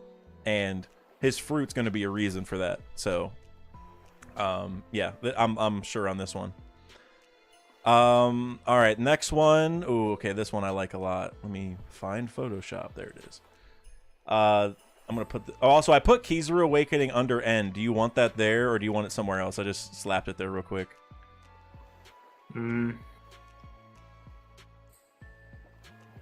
Yeah, that's that should be fine. Yeah, because this middle cross is also important real estate on the board because it has the free space, right? Yeah. So like Bonnie Awakening, Frankie. So we want to, you know, try to nail those. But all right, This one, I'm actually going to avoid that cross. I'm going to go down here. I'm going to go right here. Uranus lore drop is this one. So I've mentioned this in like 4 or 5 videos by now, but Uranus has been mentioned one time in the story, and it was by Robin in the manga and by Neptune in the anime, but it was the same situation at the end of Fishman Island. And all they said were like, yes, the 3 ancient weapons, Uranus, Pluton, and Poseidon. Poseidon's my daughter. And like, that was it. That's all we've ever heard about Uranus. The name literally hasn't been mentioned other than that, at least in the manga. So we have to, in my mind, we literally have to start this process of like learning about this ancient weapon. Pluton was set up way earlier in the story. Poseidon was set up in like the middle of the story. It is time to finally start learning about Uranus. And for the Egghead, like Mother Flame, Egg, all that kind of discussion. I don't want to go through the whole thing here, but go check that out if you want to go learn more about it, because it's like a super long theory. But basically, I think Vegapunk's been studying Uranus his whole life. I think that's just, why has he been studying eggs? Why has he been studying dragons? Why has he been studying the sky? Because he can make sky island clouds. Like, all this kind of stuff is like loosely tied to Uranus, and so I'm just waiting, like, bro, when is this gonna matter? Like, you know, like Mother Flame is a giant weapon that goes in the sky and blows up islands. It's like the sky version of Pluton. That sounds like what Uranus should be to me. And so I think there's no question that we're going to get some kind of Uranus lore. Like, the name will be mentioned. Like, that probably is enough to count. But I think we're going to learn something about it. Maybe the Mother Flame shows up and Vegapunk's like, oh, it's Uranus. Oh, wait, no, it's not. Or, like, I don't know. We're going to get some hint to what Uranus is. What do you think? Yeah, you know, it makes sense because, like we mentioned earlier, Vegapunk knows too much, right? And if I guess was it confirmed that he downloaded the entire thing to his brain of the books that he read from Mahara? Is that confirmed? Something, I don't know if it was said quite that way, like he like downloaded them or like whatever, but like I think he studied them, or you know. Okay, so like I feel like just from that he could easily come to the similar conclusions that Clover did. You know, Clover, he knew a lot of, I mean, he even knew the ancient kingdom's name. So, I mean, this guy knows about Joy Boy, man. Like, when Luffy went into Gear 5, he was talking about Joy Boy, Nika, Warrior Liberation stuff. So, yeah, he knows. I would definitely say Vegapunk knows about Uranus. And, he just knows, I think he pretty much knows about everything that's important. Even if he doesn't know, like, exactly what it is, he at least has his own theories. He at least knows the basis amount of information that you need to know. So yeah, 100% sure that he will talk about Uranus at some point. Yeah, it's just time. Oda's got to do it eventually. You know, like to me that's like the ultimate thing. Like how much time do we have to just leave this giant plot point untouched for the most part? So, all right, what's your next one? All right, so this next one I'm really confident in as well. I think the Holy Knights are going to show up for the first time to fight again, or to fight alongside Saturn, because we saw the fleets that they have, and I think that I just feel like, bro, like he just introduced it in the Egghead Arc. I feel like there has to be at least one Holy Knight that's going to be on the ship with Saturn, kind of going along with the Godosei, and we know they're also part with like they're in Marizua, and Dragon said when the Holy Knights are, I forgot the exact wording, but he said, when they bring out the Holy Knights, that's how you know it's the real deal. That's when you know we got to worry about the war. And it kind of goes along with what I said about Dragon showing up, that I believe the Holy Knights will also show up. So that's like kind of tying everything together. Yeah, no, I like this one. Whenever you sent it, this was not one I had at all in like on my list or even in my mind anywhere. But I actually do like this. I think it could make a lot of sense that like, not only do we get introduced to how strong the Gorosei are with Saturn, we can also get a glimpse of how strong the Holy Knights are. And I'm just gonna say oh dang it! All right, I just messed up. Okay, we're good. Undo. There we go. But I'm gonna change it if you're cool with it, just a little bit, to say Holy Knight appears, just like at least one Holy Knight. You know what I mean? Just. Yeah, that's fine. Yeah, because it still counts. It's even like more like it's like yeah. It's like more of an umbrella version of what you said. So yeah, I think that'll work. Are you happy with where I put it? Yeah, that's fine right Okay. there. I'm really short in that one, so Yeah, you said you were the sure. middle section is good. Cool. Yeah, I like that one a lot, man. It's time. And Holy Knights, man, that's one of like my favorite things that Oda introduced. It's like kind of random a little bit, like it kind of popped in like late in the story, but bro, I love it. And I hope it is kind of only one, just like it's only one Gorosei, so we can start speculating on what the other ones are like. Oda likes to do that a lot, like the numbers, right? Like we saw all the number silhouettes, and then he slowly started trickling in what each of them look like. I think we're gonna get the same thing. Oh, and 3-Day, I like that idea you just brought up. Holy Knights revealed to be champions of the God Valley Coliseum, a Dressrosa parallel. I kind of like that, like the Holy Knights could, well, because I mentioned before how the Coliseum is like really weird, how it's like 4 people, like we have 4 Yonko right now, like 4 people battling for a devil fruit, and it's like, I don't know, it's just like a weird, like we have 4 Yonko, and like we don't know what the One Piece is, but they're all going for a certain treasure because like the devil fruit was in a chest. And so I would really like to see some kind of parallel to that in some way, and the Holy Knights could be cool. Also, JJ, shout out to you. John Sherrod on all social media. I appreciate you pulling up, bro. OPU, we do what we do. Major shout out to One Piece University. I love my guy, JJ. But let's get to the next one here. Trying to get my stuff set up. There we go. All right, so this one is one of my personal favorites, but I don't know if I would necessarily say it's likely. So we're going to stay out of that thing. I'm going to maybe go over here. Up here. Mother Flame shows up. I'm going to put Mother Flame. Man, that's a kind of a crazy one, Dak. That's one of my favorites, bro. This is like, we saw what it could do at Leloucia. And they were mentioning, or Saturn, I think, said specifically, because he's like head of the science and defense. He said, you know, maybe once this is over, like Egghead will reconsider their response or something like that. Like, you know, like Egghead will, once Egghead sees this, let's see what they do. And I brought this up in the same Vegapunk Uranus video that I tagged, that I pinned in the chat here, which I definitely recommend checking out if you haven't yet.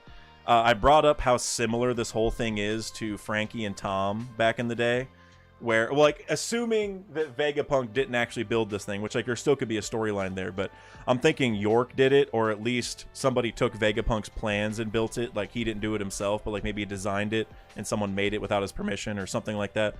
But the idea is, like, we already know Vegapunk is tied to Frankie a lot, and he's like his role model, and Tom was Frankie's role model in the past. And the thing that he learned from Tom back then was, you know, like, you got to love your weapons no matter what. Like, even if it's something that can destroy the world, like literally he said that even if you build something that can destroy the world, you have to love it, because who else will if you don't? And so I would love to have the idea where York built this thing, which mimics Frankie building the battleships back then, and then Vegapunk, who would be Tom in this situation, he like hugs York or something, and he's like, or maybe like he like feels bad for York at first, and then maybe Mother Flame shows up, and then York gets really angry, like, wait, why is it getting used against me? Like, this isn't cool. Like, screw that thing. I hate that thing. And then Vegapunk gets to like punch her, and he's like, no, you made it. Own up to it. Like, you, come on. Like, you should know this by now. You know, like, we built so many things that were so dangerous, and now because you made one that's going to get used against you, like, you're going to get upset at the thing you made. Like, that's not how this works. Like, that's exactly what Tom and Frankie's whole thing was. And so, and the way, and just in my head, the way to really necessitate that, like, make that whole situation apparent and really, like, make us feel what's happening there, is to just bring the Mother Flame, right? Because then we all know what's going to happen if they don't escape. And then one other layer to this is we know the Egghead incident's going to shock the world. Well, what is the shocking part about that? I think it might just be that Egghead gets deleted. You know, it might just, or they think it does, or it probably does, but maybe the people live somehow, kind of like with what happened with Sabo, right? So this is one of my, like, favorite ideas that, like, it's definitely a long shot, or at least it seems like one right now. But it's just, like, one of my favorites. It could be so deep if they did this. Yeah, I see. Okay, I see what you're saying. The only thing that I would say, a few things to push back on is, and this isn't really like, I can still see it happening, but I'm just saying, like, they have an entire fleet, right? Like, they have an admiral there. Mm-hmm. They have so many people there. it's like it makes me wonder, do you think they'll just wipe out their entire fleet? And now I'm thinking about it, like it's not beyond the world government to do that. Like, so if, especially like Akainu, we've seen like just attack his own men. So I could see something like that happening, even though they have their own people there. But yeah, and also like Lelucia too. Like, how far is that from Egghead? It makes me wonder because it seems like they have to transport it, right? They have to prepare the whole thing. So I'm wondering how that would work out. If it's close by, I guess they could just move it over there. But there's like a few things where I'm wondering, like, how is this all going to work? Well, Lelucia is on the other side of the world, but we don't know how far the timeline is. Like for like, it's like mentioned, for example, like whenever we saw chapter 1060 where the Lucy attack happened, that was said to be a few days after what we saw in 1086. I think I have that right. So like 1086 happened to, like, whenever they launched the attack, that was a few days before it landed. But I don't think we necessarily know how many days it is from Lelucia to Egghead starting. Like the way 1060 is set up is it makes it look like it's the same time. Like Lelucia blew up right when we found Bonnie and stuff. Like that's like the way it's framed. But we don't actually know that. Like that's not actually said, right? So we don't, like, maybe there is a panel somewhere where like in a different chapter where like you can kind of piece it together, but I haven't found that answer in the timeline yet. And so the one thing we can say is, well, it did take a few days for Saturn to get Mother Flame over to Lelucia. So I would argue, at least on the surface, you would need a few days to get another, like, it. Now, is the Mother Flame a one-use weapon? Like in my video, I mentioned it could be like a nuclear bomb, right? Like a nuclear bomb's a one-use thing, right? Like maybe you would still call it the Mother Flame because maybe so it's called the Mother Flame or Mother Frame. What if it's like the actual weapon is a mother of flames in the sense of there's something creating these eggs? Right, so like, what if like the mother is a thing creating? And by eggs, I mean like bombs, like because that's what the video is about. Sorry, if anyone saw the video, you know what I'm talking about. But because like Nami's weather eggs are almost like weather bombs in a way, right? Like where they bring lightning and stuff. And so what if the mother part of it is like something that's laying eggs, and then the eggs are the actual bombs that like are wreaking havoc and stuff like that on Lelucia. And so maybe they sent like the one to Lelucia and one to Egghead, and so maybe it's almost already there, right? Like there could be like the one Mother Flame could have made two bombs, I guess is what I'm getting at. So I think there's a couple ways that this could work. But the one thing you mentioned with the government being on the island, I think that is a good caveat. But the thing I would say to that is, like, if you think about buster calls, like they kind of do that all the time where they just blow up the island even though the Marines are on it, right? Like even O'Hara was that way. Like Eni's lobby, like they're like blowing, like they're not, I don't think that, I wouldn't say they're trying to kill the Marines, but like they're definitely just blowing it up at all costs, right? Like they don't really care. So I would say that they're not going to use the Mother Flame while Kizaru and Saturn are there. But I think Kizaru and Saturn want to retrieve something, right? Like maybe they want to retrieve the Seraphim and Robin and then leave and then blow up the island, something like that. So I think they would leave before the weapon gets used. Like maybe Mother Flame pulls up over the island and like that's like a daunting thing where like the crew knows like, oh my god, if we don't get out of here, that's what's going to happen to us. And so it like builds like a time bomb layer to it where Saturn just leaves because like he got what he wanted. Maybe he got Vegapunk or he got information. So yeah, and honestly, like that would be cool too, because you know Vegapunk called Dragon and said that he's going to die, right? He was predicting his own death. You know, it would be crazy if the reason he said that was because he saw what they did to Lelucia and he's like, oh, they're going to use it against me. Yes, exactly. Like having, because it could work if it's Vegapunk, or like in my theory, I think it's York who built it, or like maybe York used Vegapunk's plans to do it. But either way, it doesn't. Both of them work. Where yeah, like it gets used against him, and there's like a lesson there. Again, going back to the Frankie thing, that is why I'm so convinced is the Frankie battleship thing back in the day. And remember, Frankie also had the Pluton blueprints. Like he could have made a weapon probably similar to the Mother Flame, but you know, obviously be like a mole ship thing, whatever it is, right? Whatever the blueprints are for the counter, whatever it is. The point is like what Frankie's whole story is kind of coming to life. Like what Frankie was fearing back then is happening with the Mother Flame, and so to see it used against its creator, that'd be so deep. It would call back to that thing where, like, even if it can destroy the world, like the fact Tom said that's so mind-blowing to me. Even if it can destroy the world, you still have to love it. So like Vegapunk seeing the Mother Flame above him, and instead of like getting mad, instead of cursing it, instead of like being afraid of the situation, he's just like, oh, like I always knew this could happen. That's part of the process. And like maybe he flexes on everyone by like avoiding it somehow. But yeah, you definitely sold me on it. You know, I'm starting to think about it. It could be true. Okay, one question though, I'll have to ask this: who do you think in One Piece is strong enough to like maybe counter it or block it? Like let's say like if they put it up against like Wano, because that's one thing I always wondered is why didn't they just, you know, target Wano or important, like one of the most important places? Like with Lucia, it is important as a revolutionary place, but it's like, do you think that Kaido could block the attacks from Mother Flame? I would say not Kaido, but I would say Luffy can. And also Virgo said Bartolomeo. I agree with that. I think a barrier could block it. But the reason I say Luffy is because I mentioned this earlier with reflecting it, right? So he wouldn't block it, but he would just bounce it. Either pull a giant mirror out of his afro, like against Foxy, or like the glasses he pulled out of his hair already in this arc. Or remember the Boro breath from Kaido, he just used the ground to like bounce it back at him, which like that, a Boro breath is kind of like a Mother Flame blast, or like, you know, it's like a light beam, whatever, you know, fire, whatever it is. And so to me, yeah, like I would have a hard time, like maybe it's, okay, this is going to sound like such cap, all right? Not this guy, but somebody like Kinemon, or maybe Zoro can do it because they can cut fire specifically, right? Like that's like a specific, like, I mean, people can learn it, but that's kind of specific to them. So Kinemon probably gets roasted. He better.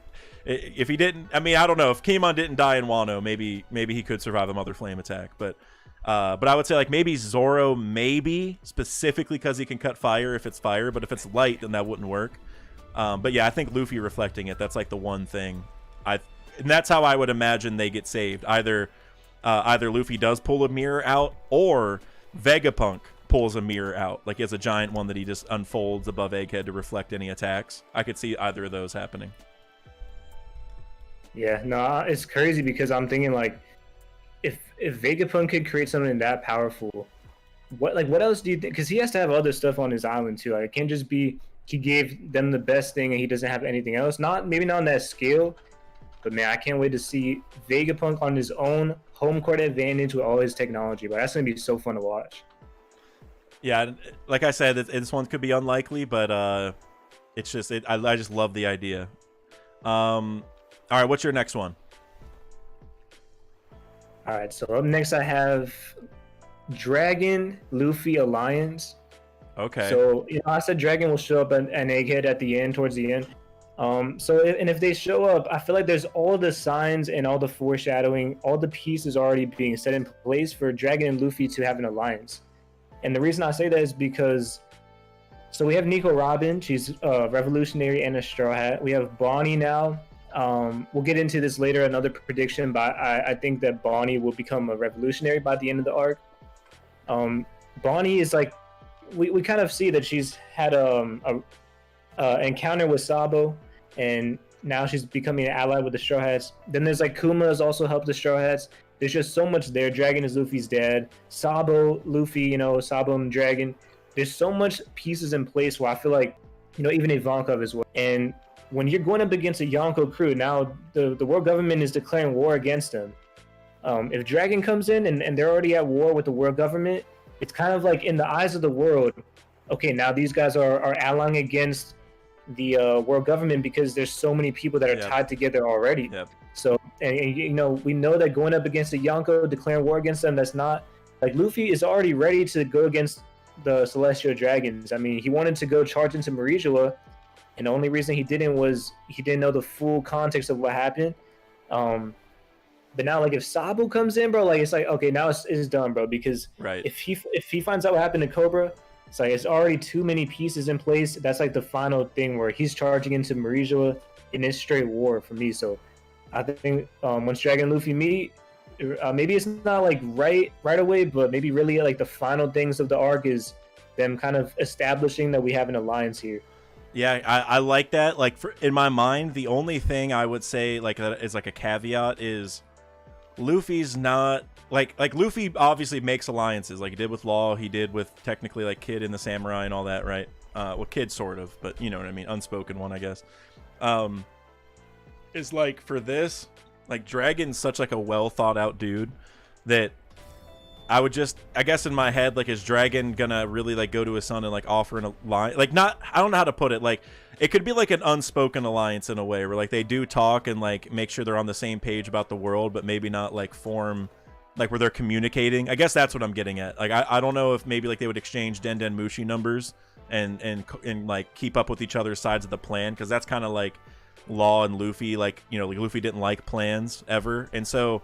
That's part of me is like I think Dragon's smart enough to know like Luffy's not a good plan keeper, but I think I would argue this still counts, where I could see them definitely talk and like have a discussion like, you know, like how do you see the world, or what do you want to do with the world, or whatever, and like there's like a connection where like, yeah, we want the same thing, yep, all right, cool, I'll see you later, and like so there's like so like we know they're gonna meet up again, they're on the same side, they're all that, so like there is an alliance like where they both acknowledge they're on the same team. But as far, like I said, like if we're talking Law and Luffy type alliance where they're making plans, I'm not sure. But like I said, I think it would still count if it's just an unspoken alliance. I just think that if Dragon somehow if Luffy could somehow hear out Dragon and hear his idea out about, you know, taking out the Celestial Dragons, because they even said we're not going specifically against the Marines, just we need to get rid of the Celestial Dragons. So I feel like Luffy would be on board with that. It might not be like you're right, because Luffy, he wants to do his own thing. He switches up the plan, so it is kind of a risky guy to team up with. But I don't know how I didn't think of this right away. It's not even that it's his dad. It's not even that Emu. It's not even that Ivankov's involved in the group. Also, it's like, oh, Sabo likes you, right? Yeah, I'll work with you. Like that's how simple it could be. It's like, you're with Sabo, right? Yeah, you're good. Like that's the kind of discussion, because if Sabo is, it's kind of like in Marineford when he protected Whitebeard from Crocodile, and he's like, hey, Ace likes you, right? All right, you're cool with me then. Like I could see that same exact logic come through in this scenario where it's like Dragon, it's like, hey, I know you're my dad, but you're friends with Sabo, so I guess you have to be all right. Or, you know, like, he doesn't even care that it's his dad. That's true too, because even with Law, he even said, you know, in Luffy's mind, like an alliance was completely different in Luffy's mind from what it was to Law. To Luffy, it was just like, oh, we're just friends. We just have the same goal. We're just going to take down Kaido.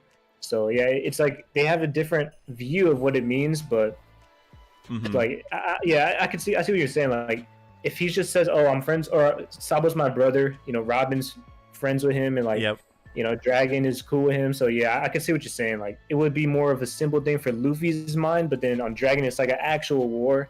It's actual a tactical thing. Yeah, because like I said, like if it's an alliance, like they're exchanging numbers and like coming up with plans, because that's kind of what we've come to think of alliances, like because of Wano mainly, honestly, in Law.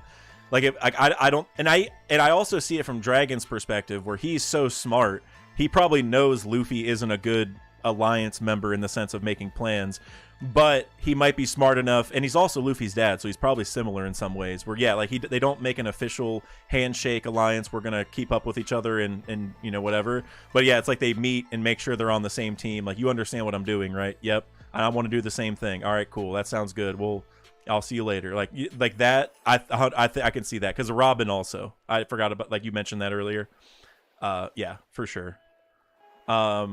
Real quick, I want to mention a couple super chats from my guy, Mr. Bushido. Sorry, I've been missing those, bro. I appreciate you. Thank you. Has been a member for 8 months, which that's amazing. I think you're tied. I can't remember who. There's definitely a couple other 8-month members, but I appreciate you. Anyone call Carrot shows up and gets Bonnie's fruit yet? Look, man, I don't know about that. I mean, Carrot's already there with all the rabbits we've been seeing in the background.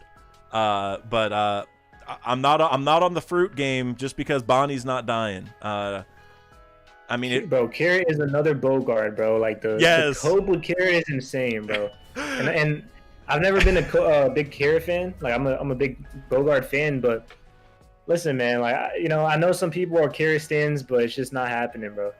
Sorry. And like Carrot's definitely gonna show up again, like with the final war, leading the Minx and all that. But that's how she's gonna show up, in my opinion. Like that it's already written in stone. Now, like I've already said this, Bushido, you know this very well. If Carrot joins the crew, or even if Carrot gets Bonnie's fruit, I'm gonna have a stream that just says Mr. Bushido was right about everything, and that we're just gonna talk about whatever Bushido wants to talk about, because it's not gonna happen. That's how sure I am. But if there's one thing I can say about Carrot fans, and especially Mr. Bushido, is I respect the honesty and the hustle and the commitment to the cause.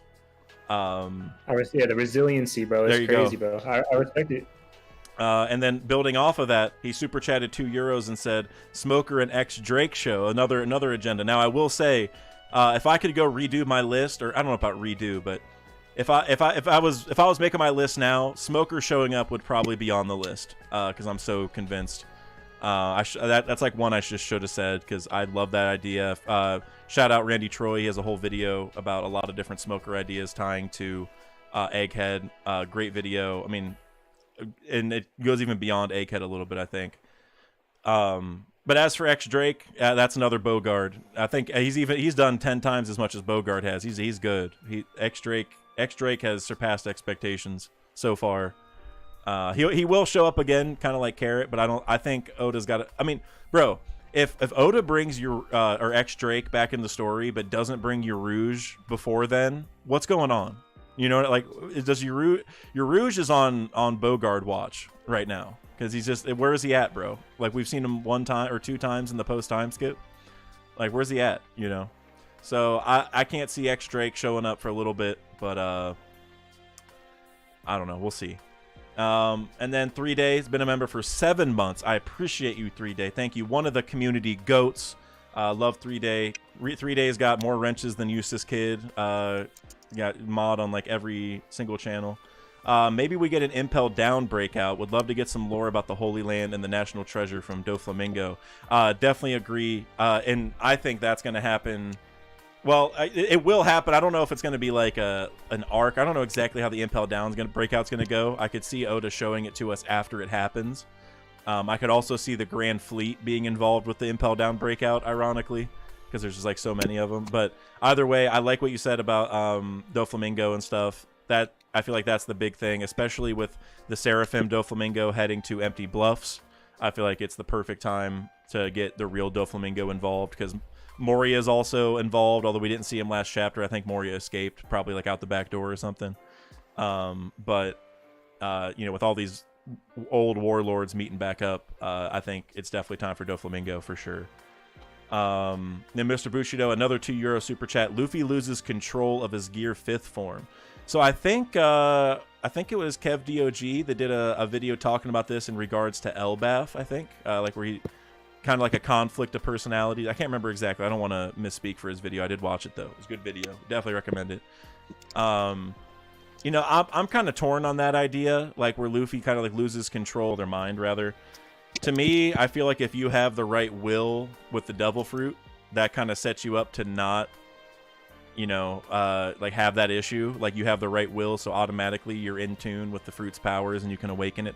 Like I shouldn't say no problem, but so yeah, I don't know. We'll see. I think that's an interesting concept for sure. It's something that might get explored, because at least the idea of why don't people lose control of the form has to come up. Like, why is Luffy controlling this? Why is Lucci controlling this? But why did the Impel Down people not control theirs? Like, I think that discussion has to happen.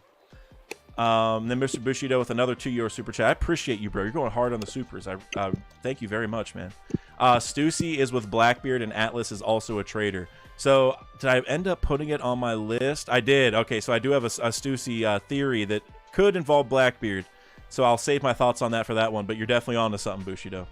And then the last one. Yo, what's up? Oh, sorry. No, go ahead. Did I get banned from your chat, bro? What's going on? What you mean? I tried typing Panda Man is from the Void Century ? And it got like the message got deleted. I've had this issue on a couple other streams where like I try typing something and it turns red and like it says there's like an X next to it. Yeah, it's YouTube messing up. You're good. All right. Yeah, I think that happened to me a couple times when I was talking stuff about Bogard. I don't know why that happens. YouTube's just kind of finicky. Part of me thinks it's because YouTube has had so much growth in live streaming over the last like year or two that like maybe they need to update their systems because it's like, you know, a little iffy here and there. But yeah, just give it a minute. It should work again. And what was the last chat here? Brandon King, been a member for 3 months. Appreciate you, man. 3 months. What is the importance of Law's water name? Oh, well, Brandon King, I know, Brandon, I know why you said this, bro. I know you want me to talk about Sea Rocks, don't you? You want me to talk about Sea Rocks D Isle, Crocodile. I don't know what the water. Well, the water is the tide of the Waterloo thing for sure, like with Napoleon or whatever. But I'm just gonna use this as an excuse to talk about Sea Rocks because I love that idea from you. So a lot of you probably saw my crocodile video, like where I think Croc is the son of Rox D Zebek, and I brought up like what could Crocodile's real name have been, and I brought up how Crocodile almost has like Rox D something in the name already because like Croc, that's Rox D Isle something. Well, I love the idea that Brandon King brought up where, well, what if, just like Law, what if Crocodile or Rox has a secret water-related name also in their name, and so it's Sea Rocks, right? Like, not the letter C, but like the sea, like the ocean. But that's why it's Crocodile, because it's Sea Rock Odile, and so there's a special sea name, like Law has water. Listen, I love it. It's probably not gonna happen if I was a betting man, but my God, I love that. It's such a beautiful tie-in. It'd be like the perfect person for it too, because he's like a hidden D member. If he truly is Rox's child, then that's another hidden D member. Law's a hidden D member. Like they all hide it with the water attached to it. I love it. All right, it probably ain't gonna happen. But I like it nonetheless. And then one more, Mr. Bushido. I appreciate you, man. €5. Blackbeard sells Garp to Buggy, but surprised they don't have the 3 billion. They didn't expect anyone to actually get him, so Blackbeard and Cross Guild team up instead. That's actually hilarious. Like, well, I'll say this: that the last part where they team up, well, now my mind's working because I'm thinking if they teamed up, it could be like a Luffy and Shanks versus Blackbeard and Cross Guild situation, but. And then, yeah, because maybe Shanks loses to Blackbeard there, so Luffy has to double up and then go beat Blackbeard. I could kind of, maybe something like that. I do think the 3 billion idea you brought up is really interesting, though, that, they don't have the money to actually make it happen, because they were even talking about monetary issues at the beginning, where, like, Buggy's like, I don't have the money to pay you, Crocodile. He's like, all right, well, I'm going to take all your assets then, and I'm just going to own this place. Like, that's how it works. And so maybe they don't have 3 billion. That is a lot of money. So I think that is kind of funny. I would like that a lot, because that would just be an interesting kind of issue where like they're on the hook to Blackbeard. I mean, they could just reject it, I guess. Like, if we don't actually have the money, bro, like you got to keep them. But I don't know. I like that idea a lot, Bushido. That's hilarious. All right, I'm gonna keep moving on the bingo board here. Preach, did you like where I put the Dragon Luffy alliance? I meant to ask you. I put it under O, but I didn't know for sure. I would move it somewhere else just because we already have another dragon one in there, so well maybe at the bottom of I. Well, the reason why I was thinking next to the other dragon one is because like you're doubling up, like if I put it this way, because if dragon doesn't show up, you can't get the other one. You know what I'm saying? Yeah, it's like it's a win-win situation. Exactly. Yeah, because like you need the dragon shows up to make this happen, so you want it lined up, I think. So all right, yeah, that's fine. Okay, cool. Because I mean, G was also an option, but whichever. All right, cool. I'm gonna get to my next one, which is all right. We got another awakening, bro. I think everyone's gonna be awakening this arc, apparently. I don't know if I feel super confident. What's my other ones? Hold on. I feel pretty confident in at least one of those. Okay, I'm gonna put this here. Vegapunk awakens his fruit. Gotta shrink that down. But yeah, I think Vegapunk's also gonna awaken his fruit. I don't think it's awakened yet. Now, if we follow the logic of other paramecia fruits that have awakened in the story, he would be able to pass on his brain powers to his surroundings. And so what does that mean? Well, if it works on other people, which is definitely possible, I would argue, well, then he can make other people have, you know, his knowledge. Like, maybe he can literally spread his knowledge to other people because, like, he's literally sharing his knowledge. Like, the thing he wants to make with Punk Records, what if that's literally what his fruit was for? And so this goes into a whole discussion on devil fruit wills and how, like, if you're going to awaken a fruit, you probably need to match its will. Even though we've only heard zone fruits have a will, it still seems like the appropriate people have to have the fruit to awaken it. Like, Law was training to be a doctor and he awakened his fruit. Kid was like an engineer type since he was a little kid. He awakened his. So, like, they match up really well. And Vegapunk said he was a natural born genius. And so in my mind, what if, like, his goal in life, which was, like, share knowledge with the whole world, like, have everyone connected, make it one big library. Well, what if that dream is the reason why he was a perfect fit for his fruit, and it's the reason why whenever he awakens, he's literally able to share that information with everybody? Now, is it going to work where he can, like, do it with the world or something so everyone gets up to date on the information he knows? I doubt it's that serious. He probably has to touch them or something. But if it's not that and it's something else, then maybe this is a discussion on, like, breath of all things or voice of all things, or how the poneglyphs talk to Roger and stuff. Like, is he able to imbue knowledge into inanimate objects so they know things and can speak to people? There's, like, a lot that could happen with his awakening, and I feel like I don't know if it's super likely. Like, it's gonna happen. If he dies, it's gonna happen. You know what? That thought alone makes me want to move this, because if he dies, it has to happen before he dies. And so I'm gonna put this in the same row as Stella dies, because it's a kind of another double up in that sense, where I think he has, because, like, if he doesn't awaken it and he dies, and then, like, we're never going to get to see the awakening of it. So I feel like that has to happen. What are your thoughts on that one?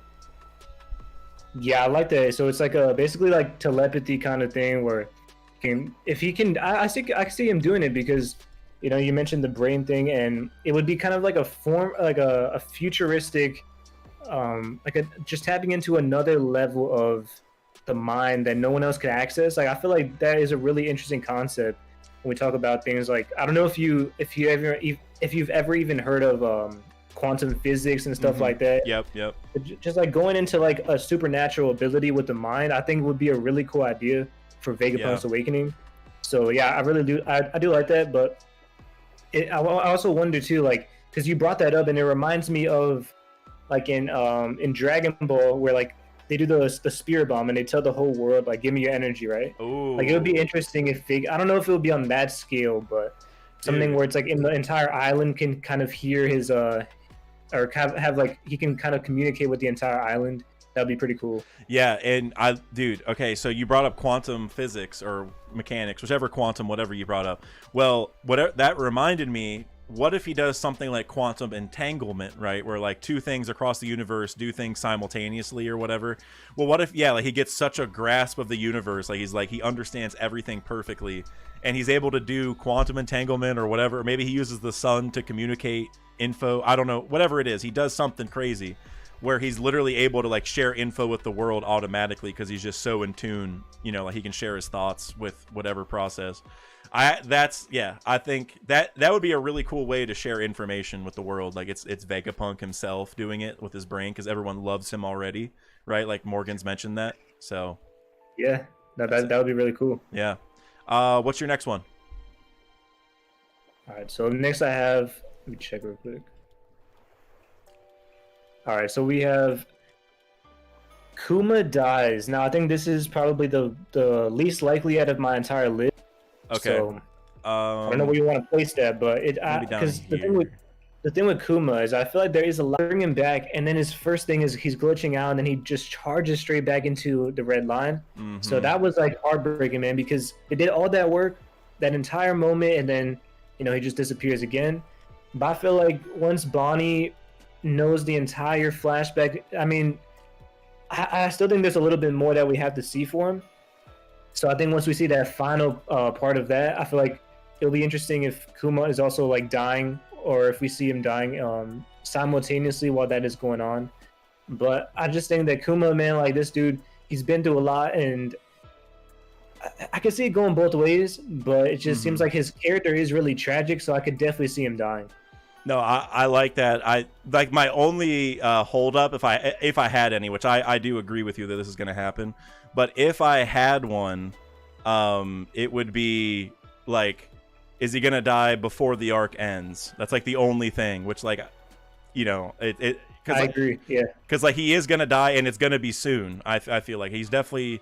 I mean, like, could Oda bring the cyborg back, imbue the memories back into him, do some crazy awakening stuff and fix him? I mean, yeah, but I feel like the entire story is set up to not do that, right? Like it. I don't know. Oda's like the reason like we're seeing Bonnie and Bonnie learn those memories is probably because Kuma's gonna die, right? At least that's how I feel. Is like that's the whole kind of setup for it. So yeah, like I said, it's my only hold up is if it's actually happening in this arc, which I would agree that it is.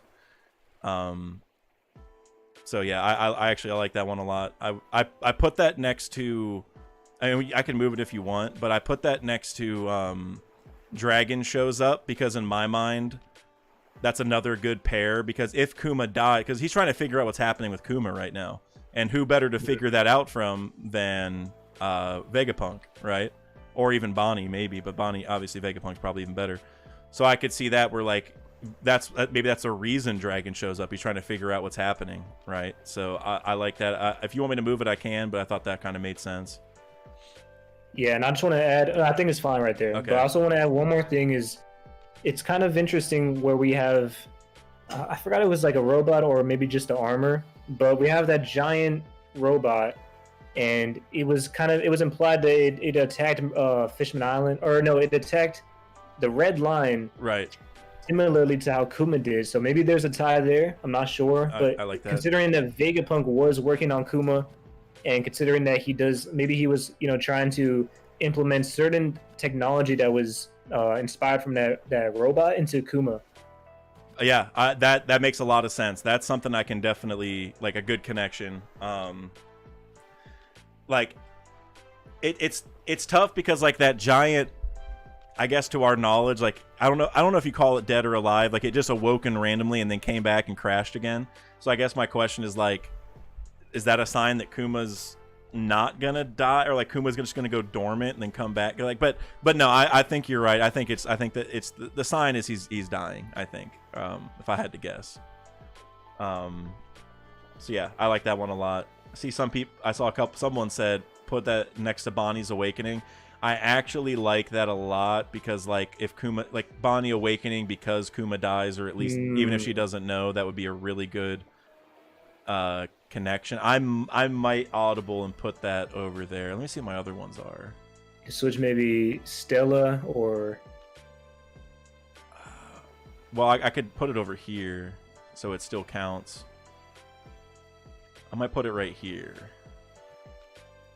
Do we think it's likely enough?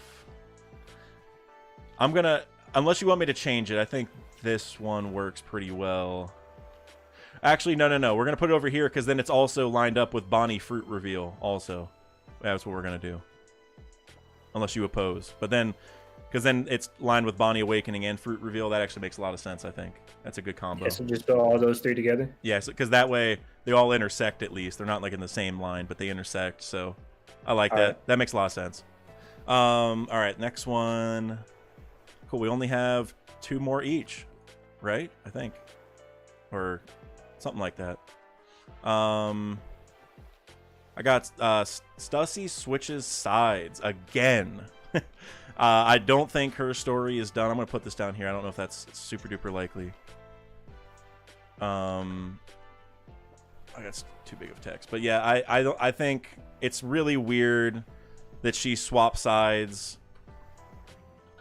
Let's say just switches again. To me, that was like, I don't know how to put it. Like, it was very sudden, and for like a CP0 agent to be like against the government, I don't know how to really put it. Like to be with the government for so long, and then to all of a sudden swap, and then like for that to just be done. Like, she's a clone, right? She's like, she might be human, or she might be like part robot, or like she might be like the Seraphim, which I don't know if clone's the right word for them, but maybe she is controlled in some way, or some other person figured out how to do it. And I just don't think her story's done. Mainly, I think we got more to figure out about her for sure, and she's not gonna be as straightforward as we think. Any thoughts on that? Yeah, I am interested to see what's going on with that. Because it feels like she was introduced here, and then we got like some interesting moments, right? But we haven't really gotten a full, like a full character story with her in this arc. So I do think that Oda is saving something important for her, and it seems like there just needs more with this character who's been undercover, playing different sides, and yeah, I can't wait to see what's going on with well, also because Vegapunk was also involved too, so I would like to see more of like their entire history. So yeah, she's got a lot of stuff going on with her for sure that we have yet to figure out. I could see her joining Blackbeard, like Bushido mentioned earlier. Like somebody is gonna join Blackbeard out of this mess, and I think it's a Vegapunk, but I could see Stussy also. But I think mainly she's gonna switch sides again, either back to CP0, maybe it's to Blackbeard, maybe like it's the Revolutionaries. Who knows? I think it's gonna be something crazy. I think it's your turn next. I think so. Yeah. all right, so I have two more, and one of them I realize now is kind of similar to yours. So it's Luffy versus Saturn, but if you want, I could switch it out for something else. Yeah, I remember. I think if you have one off the top of your head, I have a backup one. Like we mentioned the smoker thing earlier, but all right, yeah, I have one more. One more. It's all right. Blackbeard steals green blood knowledge. Okay. And so for this, right, because the reason I thought of this was just because Blackbeard is there, but we don't really know why he's there. But it would be cool if like Blackbeard got his hands on that knowledge, just for the fact that we know Blackbeard is interested in devil fruits. We know that that's like a big thing with his character. So being able to kind of manipulate devil fruit abilities, I guess he would also need like a seraphim or something else to use it with. Mm-hmm. But I mean, he could figure that out like later down the line. But I think Blackbeard has a lot of plans regarding devil fruits. I like that. And so I would say that could be possible. Yeah, I like that. I put that under like one Vegapunk joins Blackbeard because it's kind of similar. Like the green blood's obviously like more specific, or like an actual power up, I guess. But so I put that because I think that's kind of similar. Because like you said, Blackbeard would probably need a Vegapunk, or at least like a way to command the Seraphim in order to do it. Like he's gonna need something from us, at least I presume. Now maybe he just takes the Seraphim alone, and like that's the green blood. I don't really know, but no, I'm with that because like I said before, he's the devil fruit guy. That's Oda. That's the reason Oda has him in the story. He's the guy who realizes that they're broken and he just wants to use them to the maximum. So I'm with that. If he can figure out ways to get even more devil fruits in his body or something, like what if he? Well, I think we've seen red blood from him, but like, what if he literally has some kind of green blood or like some weird blood in his body that enables him to have more fruits? Like, what if it's like it's like the universal recipient of green blood, like because like in blood donating, there's like the universal donor and recipient. Maybe Blackbeard's like why his body's different is like he has a special kind of, I don't know if it's a blood type, or maybe just, I don't know, like whatever makes the blood in the body, like capillaries or something that, is involved in transporting it. I don't know, something weird. Because I think there's because like Threevil, has a lot of octopus related. Remember, I think so, where they have like different hearts for different like circulation parts of the body. Like they section off their circulation basically. I'm pretty sure that's how it works. Like different parts of the body have like their own circulation centers, kind of, so like they don't mix. And maybe that's what Blackbeard's body does, is like he keeps it all separate so he doesn't get the same effects. Like maybe like the one devil fruit's in one half of his body and the other's in the other half, and they don't mix or something weird. I don't know exactly, but no, I like that. All right, so my last one, and this is one I feel really confident in. It's like kind of cheating a little bit, but it's all right. We're making the rules here. I might be able to. I might move this. I don't know. We'll see. But this last one for me is our next destination will be revealed to be Elbaf. So I feel like a lot of people already presume this, but we don't obviously actually know. My main reason for thinking this is like definitely happening is if you just look at the map, like if you remember when we left Wano, they like drew straws, right, for like 3 different places, and Kid unfortunately got Elbaf and he got cooked. But that means that but Elbaf was like a better island to go to. Like Elbaf was further along the journey. That's why it was a more desirable place. So that means that whenever you leave Egghead, you're going at least kind of towards Elbaf in my mind. And so it makes sense either way. And then obviously for the story, we just need to get this soon, right? Like this has to happen. So I think Egghead, we will find out during Egghead before the arc is over. We're going to Elbaf next. I guess that's the whole prediction before the arc officially ends. Yeah, it makes sense. I mean, we have, you know, Kid and Shing's stuff in this arc, kind of in between the arc, and then we got like you said, a lot of stuff with Elbaf. You know, the books are there. You got Sal, Jaguar Sal. Yep. There's a lot of stuff in Egghead that's kind of been hinting more and more towards Elbaf that we ever got. Like the most we got was probably Hokage Island. We got a few things. Yep. Obviously Little Garden too, but yeah, it seems like we're finally getting to that time where it's the perfect time to go to Elbaf. Yep. And bro, if that's true, I'm just saying like it's gonna be crazy, bro. Because right after Egghead, if it's gonna end as we think it is, bro. Now Shing's like, come on, bro. Like that's cheating. Final Saga peak, bro. Yeah, Oda's it's insane. Yeah, exactly, dude.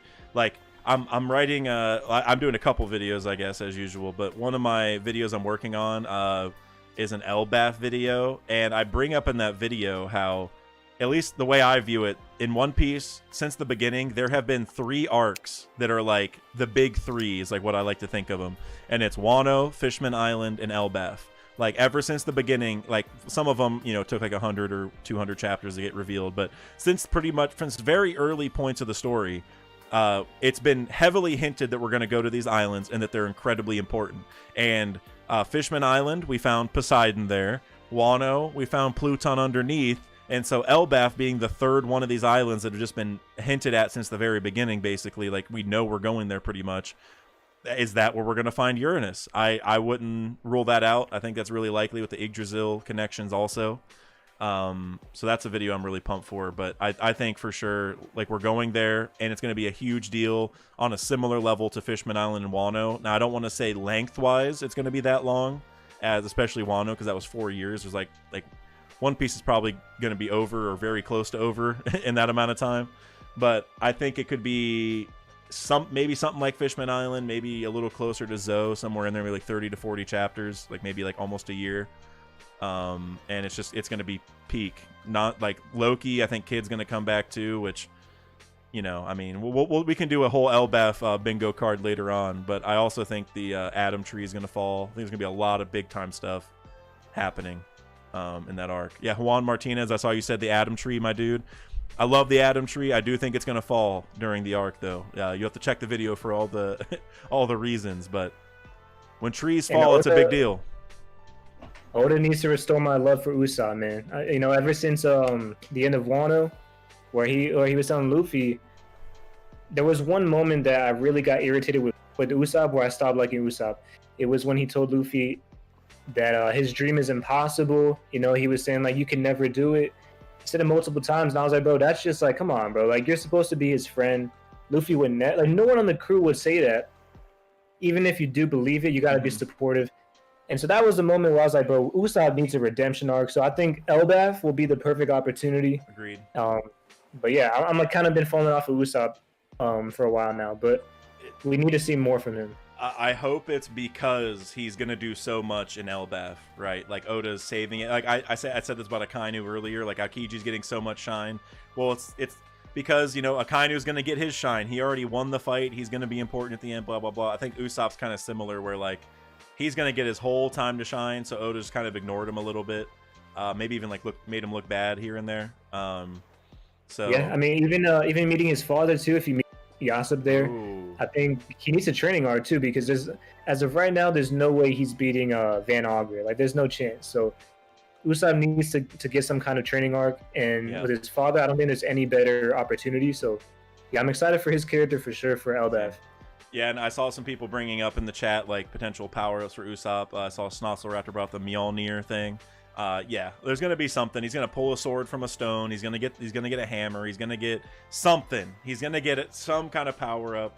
He's gonna do something special. I think it could tie to Loki. Like, for instance, like what if Loki's like a bad guy kind of, or like they don't like him and he's like the only one who can defeat Loki somehow, and so he gets crowned like king for defeating the prince. I don't know, some nonsense. I could see him doing something crazy that like no giants can do, and that's like part of what starts his legend.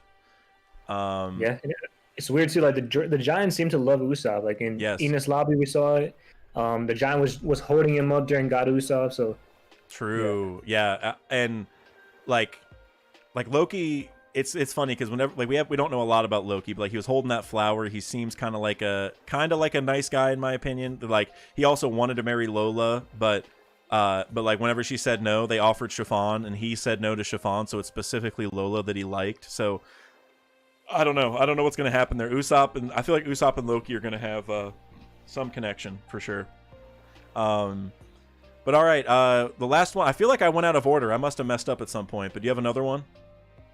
Yeah, my final one is Bonnie becomes a revolutionary. I kind of talked about it a little before, but it just seems like there's a lot of stuff pointing in this direction. We have Bonnie meeting up with Sabo, and I think she meant, I don't know if this was the official translation, but she did one of them she mentioned that she'd been keeping tabs on Sabo and the revolutionaries, and she was kind of shocked that Sabo was such a nice guy.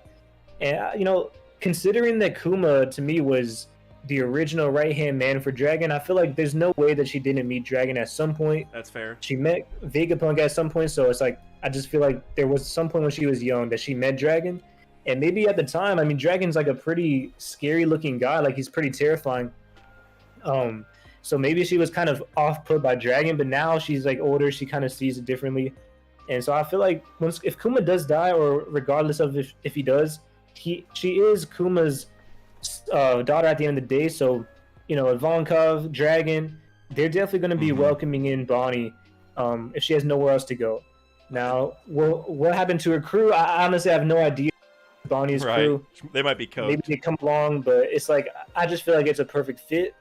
And carrying on Kuma's legacy if he does die. So that's kind of my thought on it. Yeah, no, the more I think about it, like you obviously the Kuma connections are there, the Vegapunk connections, like, you know, because of Dragon, like, or Dragon connections begins first, and no, that's a really good connection, and also her powers, like, oh, and Akainu saying like her powers sent chills down my spine. What better place to put those in the Revolutionaries, like the scariest place for the government, right?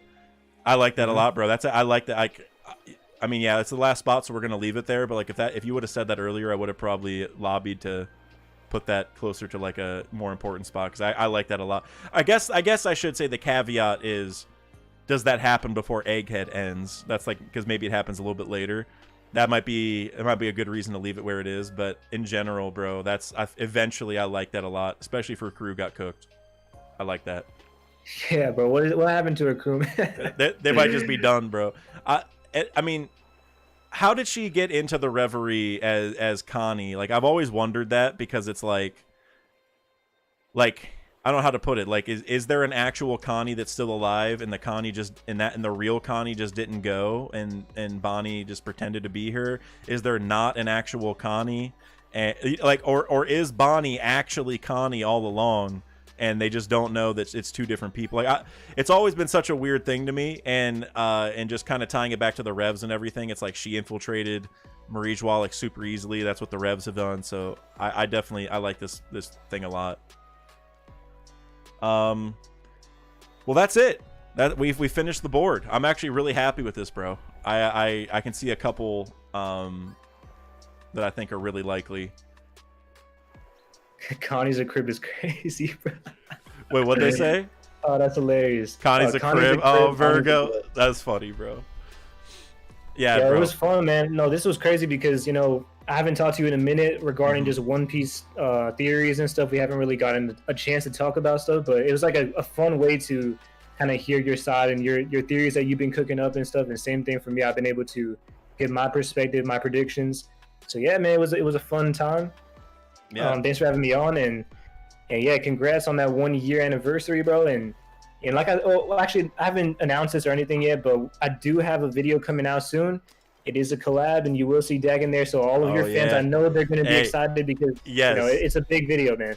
I'm not going to spoil what it is. I would say the hardcore fans can probably assume, but we'll just say I talk about a popular theory, and the second you guys see the thumbnail, you're gonna know what's going on. I'll put it that immediately. It's an amazing thumbnail. So for real, go subscribe to Preach. I know you guys are gonna like that video. I know you guys like the theory that I bring.